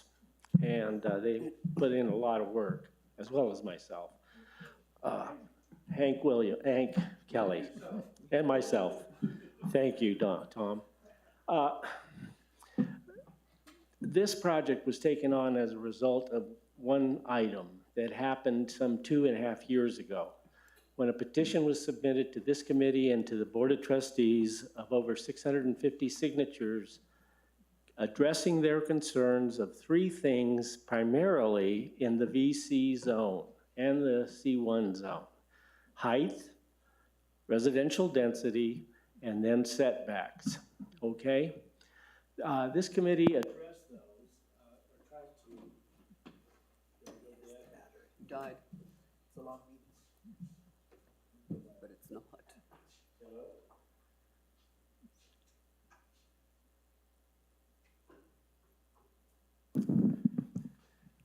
The committee tried to address those items, and I think over a period of about 4 to 5 months, came up with the recommendations that were submitted to staff, and staff did their part and due diligence in trying to get this into the code. And I think they did a good job, Mr. Chappell, John Avila, and Brennan. The description of the distinction between the 2 zones that we made a recommendation of, we had to consider the project area, which had already gone through some approvals. The Pacheco property, and then the site 1, 2, 3, 4, 5, and 6 of the project area. Those are the properties that had to be segregated from the recommended Core C. So it was, I think, staff's attempt to try to clarify that. It so happens that, as noted by Mr. Phillips, that 3 properties, actually 4, there's the park, which was a VC zone, right? Then there was the Willow property that was north of Willow and 4th Street, but east of the Pacheco property, which had to be included in the project area because there's already a approved project that is 3 stories high. Okay, and then there was the project south on Willow and 4th that had to be taken out of the project area and made Core C. And then I think there was that was it, right? Okay, so that was why I think staff was trying to define the difference between the project area and the Core C. So it was a good, I think, a reasonable attempt to segregate those. Why Core C for those properties that were designated now as project area is because one of the major concerns of the residents of this village is that 48 feet is too much height for this corridor. That 26 feet was adequate. And that they didn't want to see any more other than the approved projects, which is the apartments in phase 1, 2, and 3 of the project area, and the Pacheco project, which has an approved 12 residences, townhomes, 48 feet high. And that was the attempt to make sure the other properties that were designated in the project area go to Core C so that the new height restrictions would go into effect. And the village wouldn't have to see any more 3-story buildings in this lovely rural community. So, what else can I say about this recommendation? I think the addressing of the height to 26 feet, that matches the Core C, the C1 zone, okay? And the residential was significantly changed to limit it because now with the project area, we thought the density of the residential in this area has been established and meets the master plan. We have 400 and some out residents, or soon to be 400 and some out residents in this small area. So the reason we wanted to reduce the residential density by making it a mandatory commercial and retail mix is to limit any more higher density in this area. The one thing that we couldn't address significantly and make any changes is the setbacks. To continue to try to make this area a walkable area, if you notice the properties in this area, they are not very deep. So we couldn't make any significant changes to the setbacks to make it able to be continued to have a walkable site or new development. So we couldn't fix that. And after all of that, I think we recommend that you adopt this, even though I think the changes that are being suggested should be reviewed, and then at least the proper packets get out to the business owners. And it was an attempt by staff who diligently tried to get notification to all of the property owners so that they were adequately notified and had a chance to comment. Okay, and that was, we do want to take care of those business people, right? Madam Chair, can I ask some questions about intent? Commissioner Baldwin? First, thank you. Yeah. Thank you for your service. You've dedicated a lot of time to a lot of really thorny things, and it's much appreciated. Thank you, thank you. So I want to just check in on some intent, and if you want to defer to somebody else, that's fine. But civic support doesn't have a base use. There are two things that are described: parking lots and parking structures, which are conditional, and public utility structures such as transformers, switching, pumping, which are also conditional. Was the intent to have it be conditional for everything, or permissive and then certain things conditional on civic support? On civic support? Got it. I defer, does anybody remember the conversations? Excuse me. Hold on. We're going to have you at the microphone. Yeah. You can briefly give your name and address, that'd be wonderful. My name's Tom Donnellan, and I reside at 6668 Edgewood Drive. The reason we were wanting to make it conditional was so that they had unique uses, like they have large gatherings at one time, so that the parking might be different that needs to be done. Totally get that. My question was, there was no base use listed under civic support. It was a blank. And then there were two things that were described that were conditional. So you've answered my question, which is you meant it to be conditional. So, thank you. Yeah. Second question. Mr. Chavez, back up at the mic. Under F, area regulations, 1, it says residential density shall be the minimum density of one dwelling unit per 1/12, then the numbers, acre, 1,921 feet. Is that gross or net acre? Because it means something very different in terms of developable acre. Oh, Brennan, Bill, do you? I agree, but I don't want to put words in their mouth. Different definition. Okay, so staff is going to clarify. I'll just put a Okay. pin on that. Okay, next. So in the setbacks, you've got that section sub 4 and that same thing. You've got setbacks within the core commercial zone shall be as follows, and you talk about front and side that abut public right-of-way, and Yep. side yards that abut C1 zone or core commercial, and rear setbacks shall not be less than 15. But you don't have anything that abuts residential listed.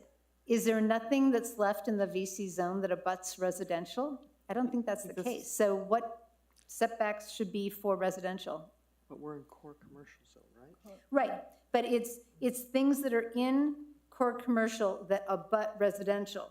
Abutting residential isn't listed anywhere here, but you've covered every other base. So I just want to know what the intent is, because we should not have that be unnamed, or then it becomes subject for confusion and interpretation. Are you Okay, tracking that? yeah, and there was heavy discussion on that, and the abutting a residential should have remained the same. As C1. So same as C1. So that will need to be. That'd need to be clarified. if Okay. it's not in the code. I'm sorry, I didn't have a No, chance I mean, to you review the guys, new code. like, this is amazing work. It's just our job to be the, you know, Oh, absolutely. I dotters and T crossers. So then we zip along to, okay, this is in section K, environmental, and, no, it's not. It's off-street parking, nope, it's not. It is under Q, signage. And so I don't. Q? Q signage. Is this still for Mr. South? This is still for Page Mr. 99. Chavez, Okay, yes. page 99. Lucky guy. 99? It's under the core commercial section, Signage. Q, under signage, which is Q. Your signage just before outdoor storage regulations, Correct. after the whole, After the off-street required parking spaces matrix. chart. So under there, under signage sub 1, it says sandwich board signs may be permitted during business hours, but they must not impede pedestrian or bicycle access and cannot be placed on a public sidewalk or within the public right-of-way. I just want to make sure that because that I didn't see in earlier drafts, and I just make sure you understand that that is consistent with the sign code that we're going to be acting on later. So I just wanted to flag that since you guys, Yes. again, did really good work. Then last, under R, outdoor storage regulations, was there any consideration, you've got, first, stored materials should be fenced, screened, and fully buffered from public view. 2, storage materials shall be safely contained. Did you have any discussion around storage materials along Fourth? Again, this is supposed to be our Main Street, our active, vibrant, commercial area, and if there's a bunch of storage of stuff right on Fourth, Based on the setbacks that are in the core commercial, storage would be very difficult, right? Wrong. And yet they do But it at the And yet- library. maybe Yes. needs to be clarified. I would just, I mean, that's one that I think we'll bring up in discussion, but the possibility of storage Good materials point. are prohibited abutting Fourth. Yeah. But that's, I just wanted to know the intent, like, was there any discussion of that when you were talking?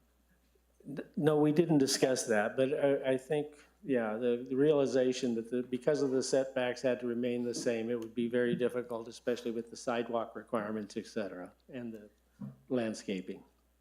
Thank you so But- much, those are all my picky, pity questions. Okay. Thank you, Mr. Chavez. Thank you. The last one on our list for this particular item is Mr. Sanchez.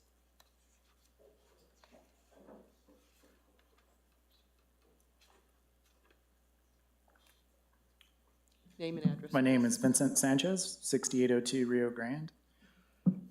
In the past, I used build to line as an example of removed definitions. This is an underutilized definition that could help people or the village define boundaries and structures that can be built. I'm curious what harm it does to leave an extra definition in the digital age. I also still have concerns about a temporary consultant advising alterations that are to be removed in village code. 2 other commissioners specifically questioned the removal of the site development plan and economic plan language on page 10. I don't believe sufficient explanation has been provided. When Mr. Brennan was asked April 8th if there was any precipitating events inspiring the removal of this language, he omitted the January 14th P&Z meeting where the palindrome representative specifically referred to the may and shall language, as well as being cross-examined by the palindrome lawyer. All similar to this now proposed redaction. It was once more questioned June 10th. Again, I don't believe deletion is appropriate actions for a temporary part-time planning director. And that is all. Thank you. All right, continued discussion among the commissioners. Is there discussion among ourselves, or do we have further discussions from Mr. Williams? Commissioner Baldwin? I just want to make sure that I at least raise the stuff that I'm planning on sending in writing so that all of us can have a chance to talk about it. So we already talked about the may shall that's in the red line VC zone that needs to be reflected back when we get to the other section, that the definitions, the same definitions in terms of explaining what permissive, conditional, and prohibited is, and some of the things on the matrix that we've already talked about. I also want to flag that in the VC zone, that it has that old sandwich board sign language under signs. So again, I would, under, I think it's in the red line, I, signs 2A, the sandwich board signs may be permitted during business hours, but they must not impede pedestrian or bicycle access, and then strike, sandwich boards may be permitted on a public sidewalk, so that we're consistent Yes. in the commercial area. So that I will be sending in, and that's it. I think I mentioned everything else. Okay, Commissioner Haywood, did you have anything particular you wanted to bring before the commissioners for discussion? I'd say I had a lot of sort of verbiage change for clarification. I did want to flag the fact that Edgewood Park had been pulled out of the VC and was just left hanging with no zone at all. What was that now? The Edgewood Park. That map? Edgewood Park. I mean, in future, it'll go into MU, but in the interim between approving the new VC and coming up with an MU, it's just left zoneless. Okay. So that was another comment that I was bringing up. I had comments about economic development plans because I can't quite find my note, but I had an issue with an economic development plan being so airy-fairy about this is what we're going to bring. Like, you know, let's say the lower story of the apartment complex, it's all commercial. And the developer said, well, you know, they just sort of small incubator space. There was absolutely no analysis about whether those would ever be filled. And we are now 6 months in, and not one of those spaces is filled. So to me, an economic development plan is actually hard data analysis justifying why you're putting a spot there for future lease. It's not just providing a spot and saying, well, we think, but I'll be more specific in my recommendations to staff. It was just something that struck me when I was going through the requirements.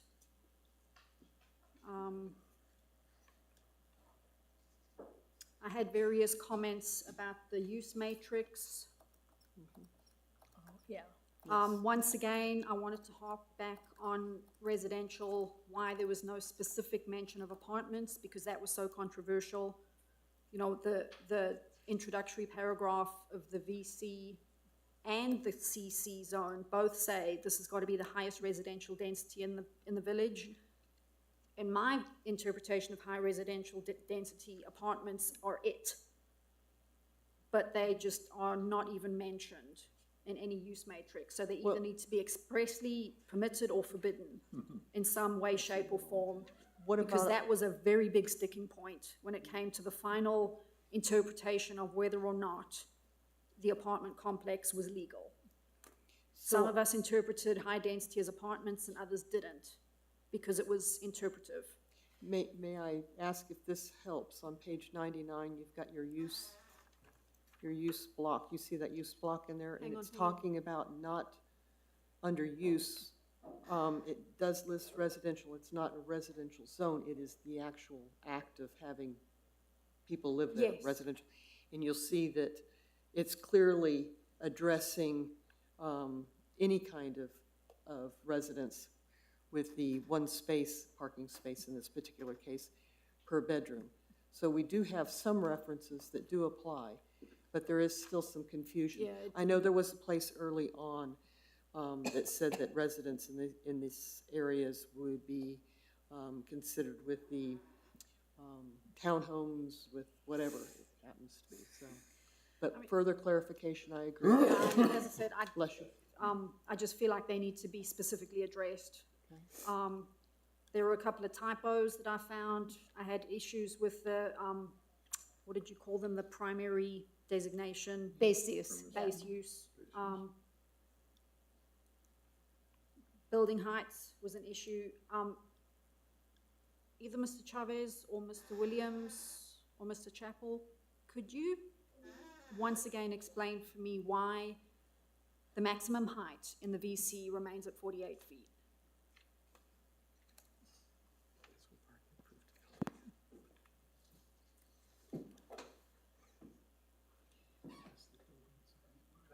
And Commissioner Haywood, the core commercial zone was drafted by the committee as to what they wanted in the core commercial zone. There was no direction that I knew of to actually change the requirements in the project area of the VC zone.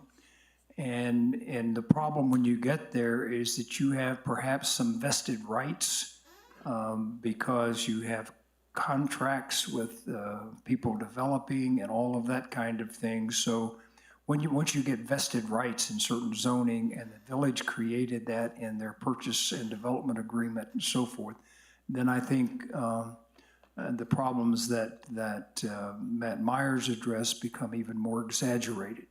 And so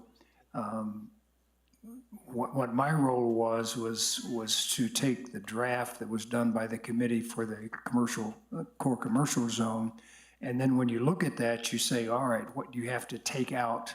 Because there are now things in the VC zone that don't make any sense that apply to those properties. So it was only basically a matter of deletion and a little bit of clarification. For instance, you could read several sections of the ordinance about an economic development plan. And one said it was optional, and one said it was required with this kind of an application. And in another spot, the only way to establish the residential densities in the VC project area was in a economic development plan.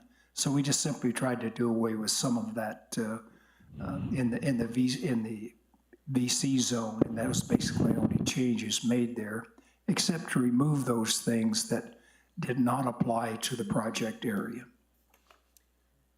So I understand that we have a development agreement with Palindrome Properties, but in the event that they do not develop the subsequent phases of that property and another developer comes in, I don't see why they should get a free pass on a 48-foot height when it's a development agreement with an entity. So my question is, can we drop that requirement to 26 feet in the VC zone with the understanding that Palindrome Development is grandfathered because they initiated their project under a more permissive zoning height? But any subsequent development not undertaken by Palindrome would be restricted to 26 feet. So basically what I'm saying is Palindrome got their foot in the door, luckily they can do what they want, but anybody in the future doesn't. Yeah. And there's no guarantee that Palindrome's going to carry on their developing, right? Yeah, Madam Chair and Commissioner Haywood, there's another angle that zoning is a difficult area to deal with because of a lot of issues.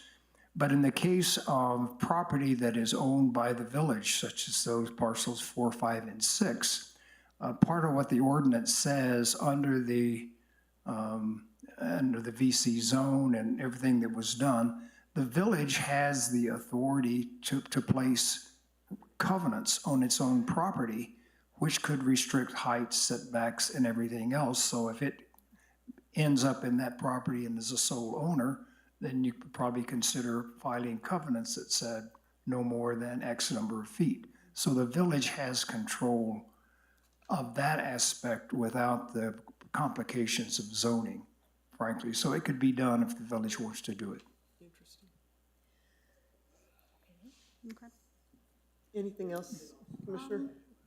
I just wanted to follow up on, to make sure I understood, Commissioner Haywood, your concerns. So in the CC zone matrix, residential is flat out prohibited. except as qualified by a mixed use of residential commercial, which is conditional, where not less than 50% of the ground floor is commercial and the maximum number of dwelling units per acre is 16. So there is that density restraint. In the remaining VC zone, AKA project area, they've added a definition, which is used in the village center zone in the generic sense, including all structures legally occupied as residences by human users as qualified or excluded below, and then it has the conditional and the X's. So I was missing where residential wasn't clear. I'm still stuck on the mention that there is no mention of apartments in the matrix, either being conditional, prohibited, permissive, simply because the overall narrative says high density. In the VC zone, that Yes. high density was taken out of the commercial core, Yes, yeah. which I did note. VC zone. And I don't have any strong feelings as to whether it's permitted or not. I just feel like it needs to specifically be addressed, because when you have a paragraph saying this area needs to be the highest residential density in the village, and then the highest residential density entity is an apartment, and it's not specifically addressed, to me, that's a disconnect. So something, I mean, we're not going to wordsmith, but in the definition, being able to say including apartments, would at least say which side it is. Or in the equation. matrix, Yeah, you yeah, know, yeah. somewhere, No, that's they're what I'm- just, I'm just Okay. saying somewhere apartments needs to specifically be addressed. Okay, got it. Thank you. Some way, somehow. I appreciate that clarification. Thank you. Yeah, Madam Chair and Commissioner Haywood, one of the problems if you get into that, apartments is not necessarily a defined term of art. And the apartments are referred to as fourplexes, they're referred to as multifamily. And so in retrospect, you know, what happened when I wasn't council, the palindrome project went forward because it allowed quote residential. And residential was not defined in any context except in the R1 or one of the other zones, but it was used probably 50 times in the ordinances. So the confusion was, what did residential mean? And so I think it was my view that we should say that residential means occupied by humans, that kind of thing. And then the exact type, whether it's a condominium, whether it's a multifamily or apartments, whatever you want to call them, is handled in the context of a site plan and in the site plan approval, as long as they meet the density requirements. So if you start trying to pick out apartments, you pick out townhouses, you pick out all kinds of stuff, you'll always miss a little category there. Well, then I will clarify that we need to have some density cap, let's say, because as Mr. Chavez said, setbacks, density, and height were the three critical issues that were brought to the table in the whole discussion.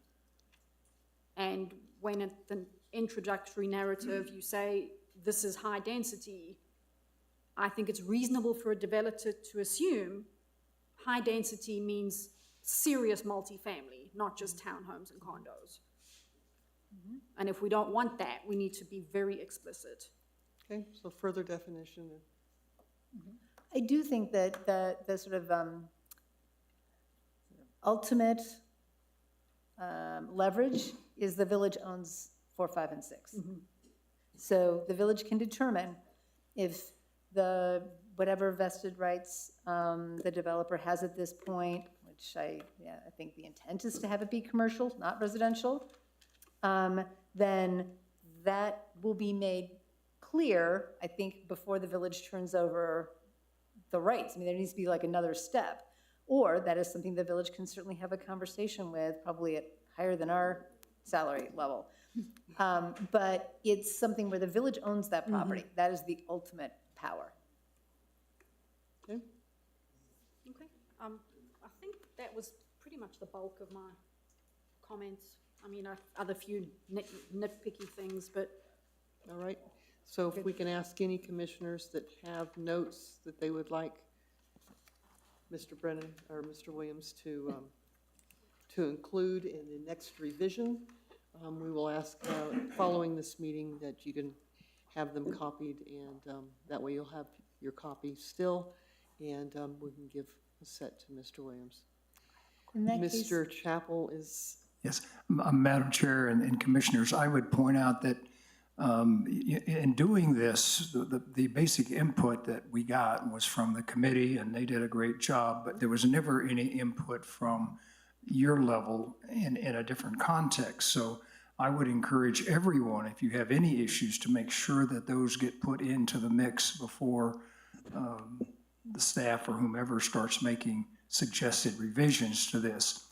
Trying to track those in a meeting as to somebody makes this motion to amend, and you don't know how it affects another part of the ordinance or another ordinance altogether, is too hard to track. But if you have a little pre-notice of that, you can make sure that it works. So I would just encourage everybody to do it, because the only input we really got was from the committee at this stage.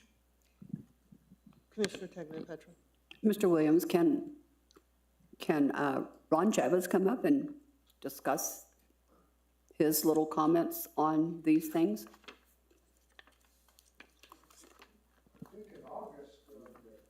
You have to What'd you say, Ron? By the time August rolls around, maybe we can discuss that. So August. I'm not sworn in, I don't want to speak right now. Okay. Okay. Okay. In that case, I would move to continue item TA 25-02, a request by the Village of Los Ranchos de Albuquerque to amend the text of Section 9.2.14 Village Center Code, Section 9.2.2 Planning and Zoning Commission, Section 9.2.3 Definitions, Section 9.2.5 Establishment and Interpretation of Zones and Character Areas to remove unused items, modify existing formatting for consistency, and establish additional development standards, as well as create a new zoning designation, Section 9.2.14.5, Core Commercial Zone, with all applicable zoning requirements and regulations. And I second. Is there a second? I second. You did, okay, so it's been moved and seconded. Further discussion? Okay, roll call vote. Commissioner Barrow. Yes. Commissioner Edward. Yes. Commissioner Baldwin. Yes. Commissioner Tagliapetra. Yes. Commissioner Haywood. Yes. Commissioner Martinez. Yes. Commissioner Homan, yes. So let the record show that we have continuing this item in our August meeting. Thank you all for all of the input and discussion. So let's go on to, And continued to the August 12th regular August 12th meeting. planning and zoning meeting. I didn't have that in my motion, so I need to do that. To amend, okay. Is that acceptable? And I second the amendment. Okay, And that also includes the zone map amendment, just to be super clear. okay. And including the TA 25-01, which was the map amendment. So let's go back through the vote once again to make sure everybody's in line with that. Commissioner Barrow. Yes. Commissioner Edward. Yes. Commissioner Baldwin. Absolutely. Commissioner Tagliapetra. Yes. Commissioner Haywood. Yes. Commissioner Martinez. Yes. Commissioner Homan, yes. All right. Thank you, thank you. Okay, now we will go on.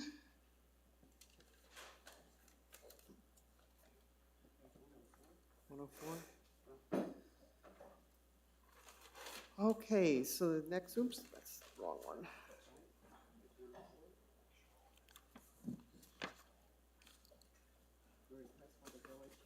Yeah. Okay. Okay. There has been a request from the commissioners for a 5-minute break. So 5-minute break. Right now, it is 8:02. We'll be back at 8:07. Do it. Please turn your mics off. Yeah.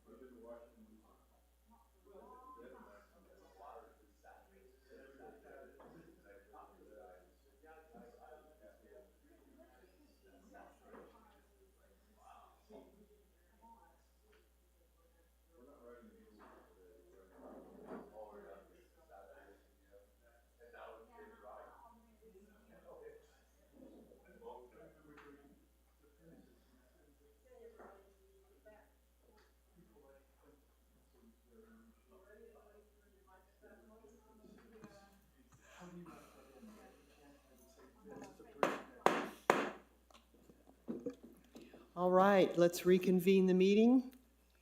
Let the record show it is now 8:10. Okay. And we are going on to item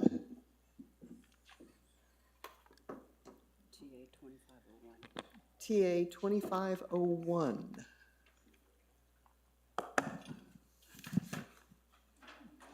Okay, which is a request of the Village of Los Ranchos to amend the text of subsection 9.2.3 definitions, subsection 9.2.6 transfer of development rights regulations, subsection 9.2.13 gateway district zone, subsection 9.2.14 village center zone, subsection 9.2.18 off-street parking regulations, and subsection 9.2.22 signs of the comprehensive zoning code to remove duplicative and unused terms, modifying existing formatting for consistency and clarification, and update all standards to meet applicable specifications and requirements.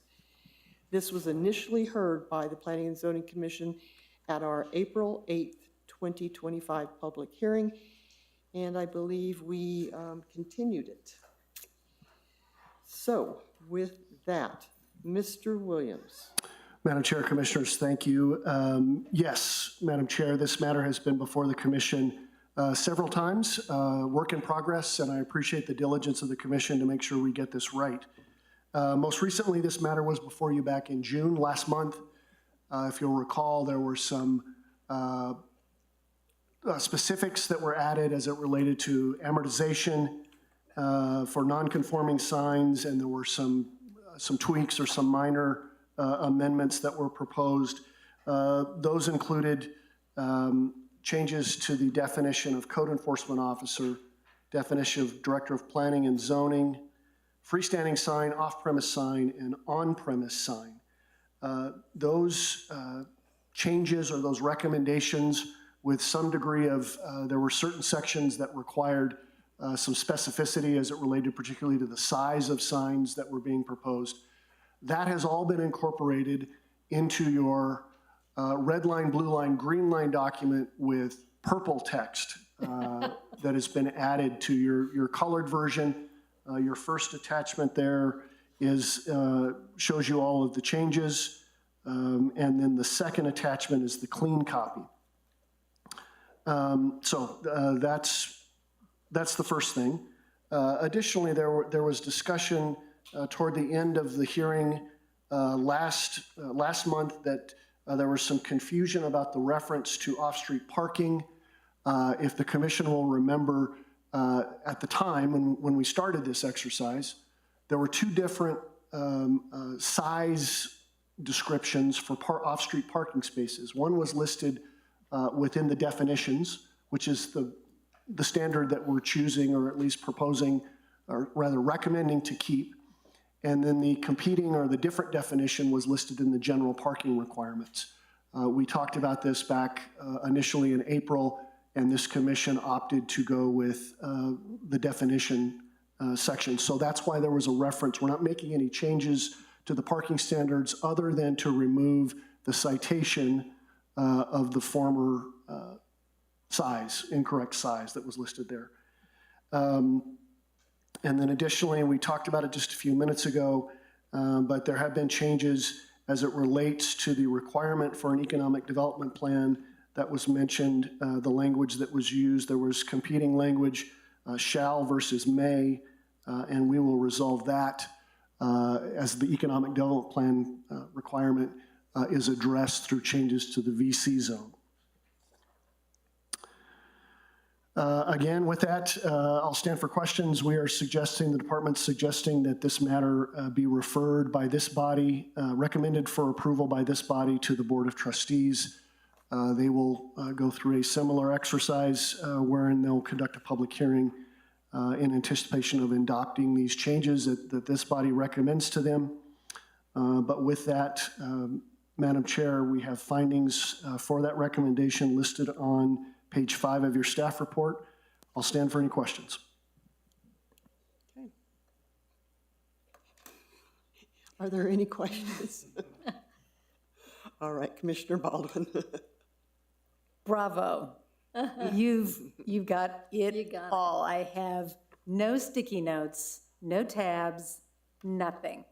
Well done, team planning and zoning. And thank you to the commission, because I know. You may now stop your cardiac arrest. you helped, so thank you. Thanks back to you. And I just have one, and one of the things that we talked about is putting a discussion on undeveloped, and it continually stays, means lot with no existing dwelling unit or commercial structure. And my thought at the time in discussion with you that a lot that has a well on it, a lot that has a gas line on it, a lot that has utilities that have the ability to do a construction is part of a development. And that was my concern at the time. And because it wasn't transferred over here, I still feel that undeveloped just means that there's absolutely nothing on it. Because if you have a well on it, it's developed out. If you have a house that was torn down, but you have the septic line in it and you have a gas line on it, or you have the water utility company out there, that's a developed piece of property, and that was my only comment at the time and still is today. Madam Chair, Commissioner Martinez, absolutely understood. I didn't forget about it. If you'll remember, we were taking, this comes out of the, I believe it's the GD zone, the Gateway District Zone. We were simply consolidating all definitions. We were taking them out of other sections and specifically incorporating them into section 9.2.3, which is the definition section of the code. This has been noted as a matter for future consideration. We've got a list of amendments that we will be making to the code, other changes to the code that the administration has asked that we work on. So again, heard, understood, we didn't forget about you, and that will be addressed as we move forward with other amendments that will come before this body. Okay. Commissioner Haywood, do you have something? I have probably a question to the commissioners when we reach that point. All right. Any other questions of Mr. Williams? Okay, Commissioner Haywood, let's go ahead and, is there a motion to recommend approval? Yes. Yes. I move recommending approval of TA-25-01 to the Board of Trustees, a request to amend the text. Do I have to read all of it? Okay, the text of Section 9.2.3 definitions, Section 9.2.6 transfer of development rights regulations, Section 9.2.13 Gateway District Zone, Section 9.2.14 Village Center Zone, and Section 9.2.22 signs of the Comprehensive Zoning Code to remove duplicate and unused terms, modify existing formatting for consistency and clarification, and update all the standards to meet applicable specifications and requirements with the staff findings as listed. All right, is there a second? I'll second. Thank you, Commissioner Haywood. So it's been moved and seconded. Commissioner, discussion?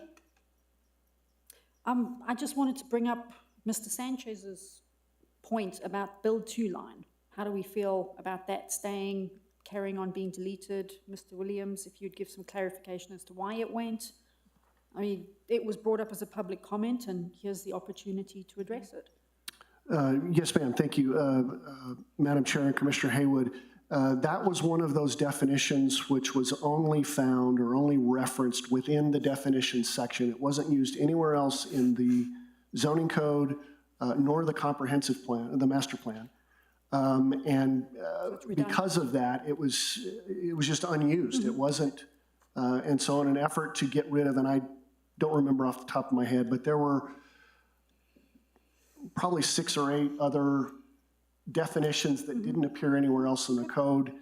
My feeling is that they were probably either put in there with the intention to add regulations at some point, and that never happened, or the code changed and those references as defined were removed.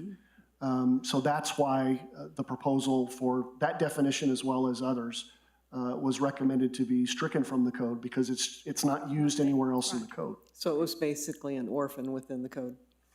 A zoning orphan, yes, ma'am. All right? Any So does further- anybody have any strong feelings about it being deleted when somebody, or a member of the public, finds it a useful definition, I suppose, it's sort of intuitively, I guess is really why I wanted to bring it up for discussion. I guess I would direct it back to, we've got a text amendment that will be coming forward, right? That is the sort of, if you will, cleanup on aisle 5 of the code. And I would put a pin in that, like, is that something that might be useful in the future? Is that something that we want to consider defining better? If it has no relationship to existing code, then it does sit as an orphan. But that doesn't mean it might not be, but that's a discussion worth having in the text amendment conversation. Agreed. Yep, works for me. Okay. Anything else? Okay. This becomes a roll call vote. Remember, this is a recommendation for approval. Commissioner Barrow. Yes. Commissioner Edward. Yes. Commissioner Baldwin. Oh, so yes. Commissioner Tagliapetra. Yes. Commissioner Haywood. Yes. Commissioner Martinez. Yes. And Commissioner Homan, yes. Let the record show that TA 2501 has been sent up to the trustees with our recommendation for approval. All right, now, I think we are on to older new business. Sorry, I'm still, yeah, scroll. It'd be easier to go to the end and come back. Yeah, we're old business. Okay, old business. There is none. So we move to new business, which there is none. And with that, then we will go, is there any discussion or comments that the commissioners would like to address? Commissioner Haywood? No. Don't have anything. Commissioner Edward? This has come up in here about the 4th Street design and some of the zoning along there. So there's a property on 4th Street. There's a curve, and if you don't really ever pay attention when you're driving that well on 4th Street is not straight north-south. It curves. And I'm driving down towards 4th Street coming from the west, and I look over there on Ranchitos, and a car has driven off of 4th Street and has plowed into a trunk of a tree that protects that old Victorian big house. Oh, no. And I happen to know who the owners were, and I called them to tell them to see if you knew, and they said, oh my God, yeah, we know. In fact, that's about the 7th time that has happened. Cars drive off of there going too fast all the time. They've plowed into that house, and I don't know what's going on with traffic control measures with speed in that area, but when they do that redesign, I don't know if the designers knew about it. So I just bring it up to planning and zoning. This is maybe not the forum to bring it up, but I thought that it does need to be discussed because somebody's going to get killed. Well, despite the 25 mile per hour. No, they don't, I know. Yeah. 25 is a joke. The other thing I want to bring up is that realtors in the village of Los Ranchos are not following the rules, and we're not enforcing them with sign permits. And I've called in about it. There's 2 of them. There's 3 listings right by my house, and they don't have any sign permits on any of them. And I was told that the reason they have them on there is so that they can track the gross receipts tax dollars that come with the services associated with the sale of those properties. And it's $35, $50 per sign permit. And we just did this sign thing, and the code enforcement, whatever is going on, you know, our laws are worthless if we don't enforce them. Excuse me, are you talking about for sale signs and they don't have the drop-down Yeah. sign? Oh, okay, I thought you meant a business sign. Okay, thank you, I'm Yeah. sorry, I'm catching back up. And so that's a way that we track our gross receipts is to, you know, when you're dealing with, let's say, I'm not going to make an exaggeration here, a $2 million property, and you take a look at all the services that are associated with that. You know, the gross receipts tax on the commission alone is a sizable amount of money. So I wanted to bring that up. And then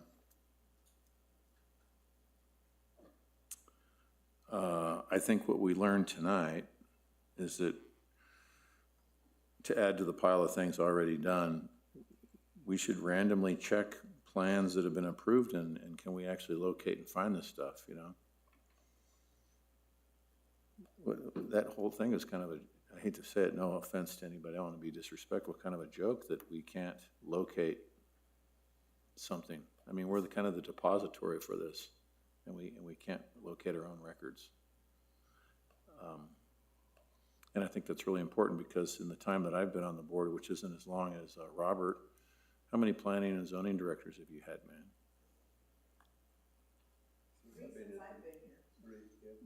Yeah. One a year. Yeah.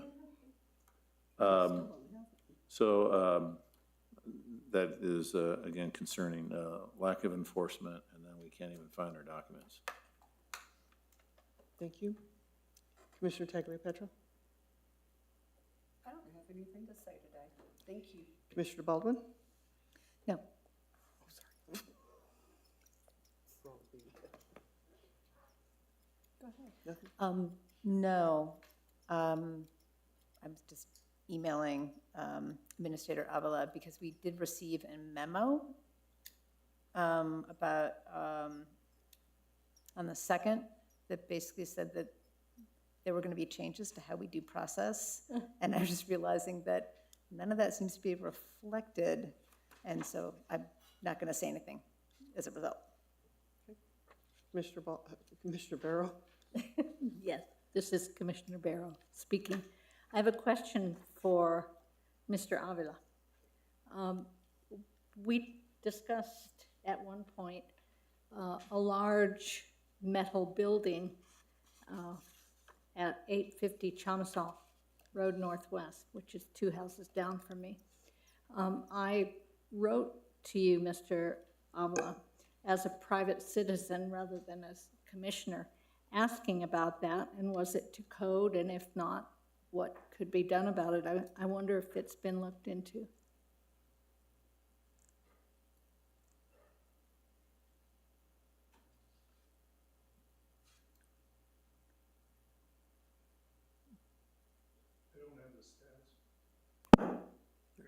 I don't have the status. I know that when that was sent forth, we did, ask for records on it. So that's, I know that step has taken place, but I don't know the status on any kind of enforcement. I believe, I better not speak off the cuff with that. I can get back to you with that. Okay, thank you. Commissioner Martinez? I just want to continue complimenting this group of people that we have, which is, we talked about it, we've had commissioners and we've had directors, and I think that this group that we have is really a balance that really brings out not only people wanting to come out and talk, but the ability for them to realize that we're willing to say, okay, let's put a hold on, let's come back and let's work on it as a unit, as a Village of Los Ranchos. And that's a real big plus. On the opposite side, I think that I'd like to try to get an understanding of how we can get our 4th Street corridor, our 4th Street essence of who we are, because everything that we've done is basically 4th Street. We've evolved, we've changed, we've created, now the lights have been changed and they're back on. But the landscaping that you've brought up quite a bit, how we can get people and our businesses to reflect on, we need to really make 4th Street an attractive place. And you go down and there's a lot of attractiveness, and all of a sudden chain link fences or all this uniqueness, and I don't want to use other words other than uniqueness, if there's any way that we can really start working on really giving 4th Street the essence to say, let's change, let's really bring out the best of us. I think a main street that is being developed right now will be very helpful on that. And of course, just, business association of some type, whether it's a chamber. will certainly be will be a big influence. So I have a question. What are the rules about growing marijuana, cannabis? We have a business that's a couple of doors south, matter of fact, it's the ones immediately south of Hops, that has quite the little crop growing back there behind their cannabis shop.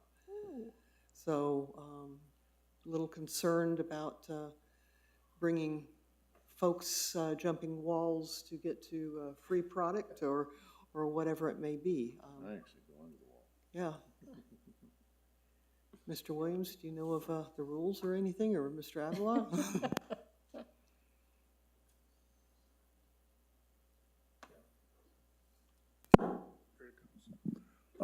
So a couple of things.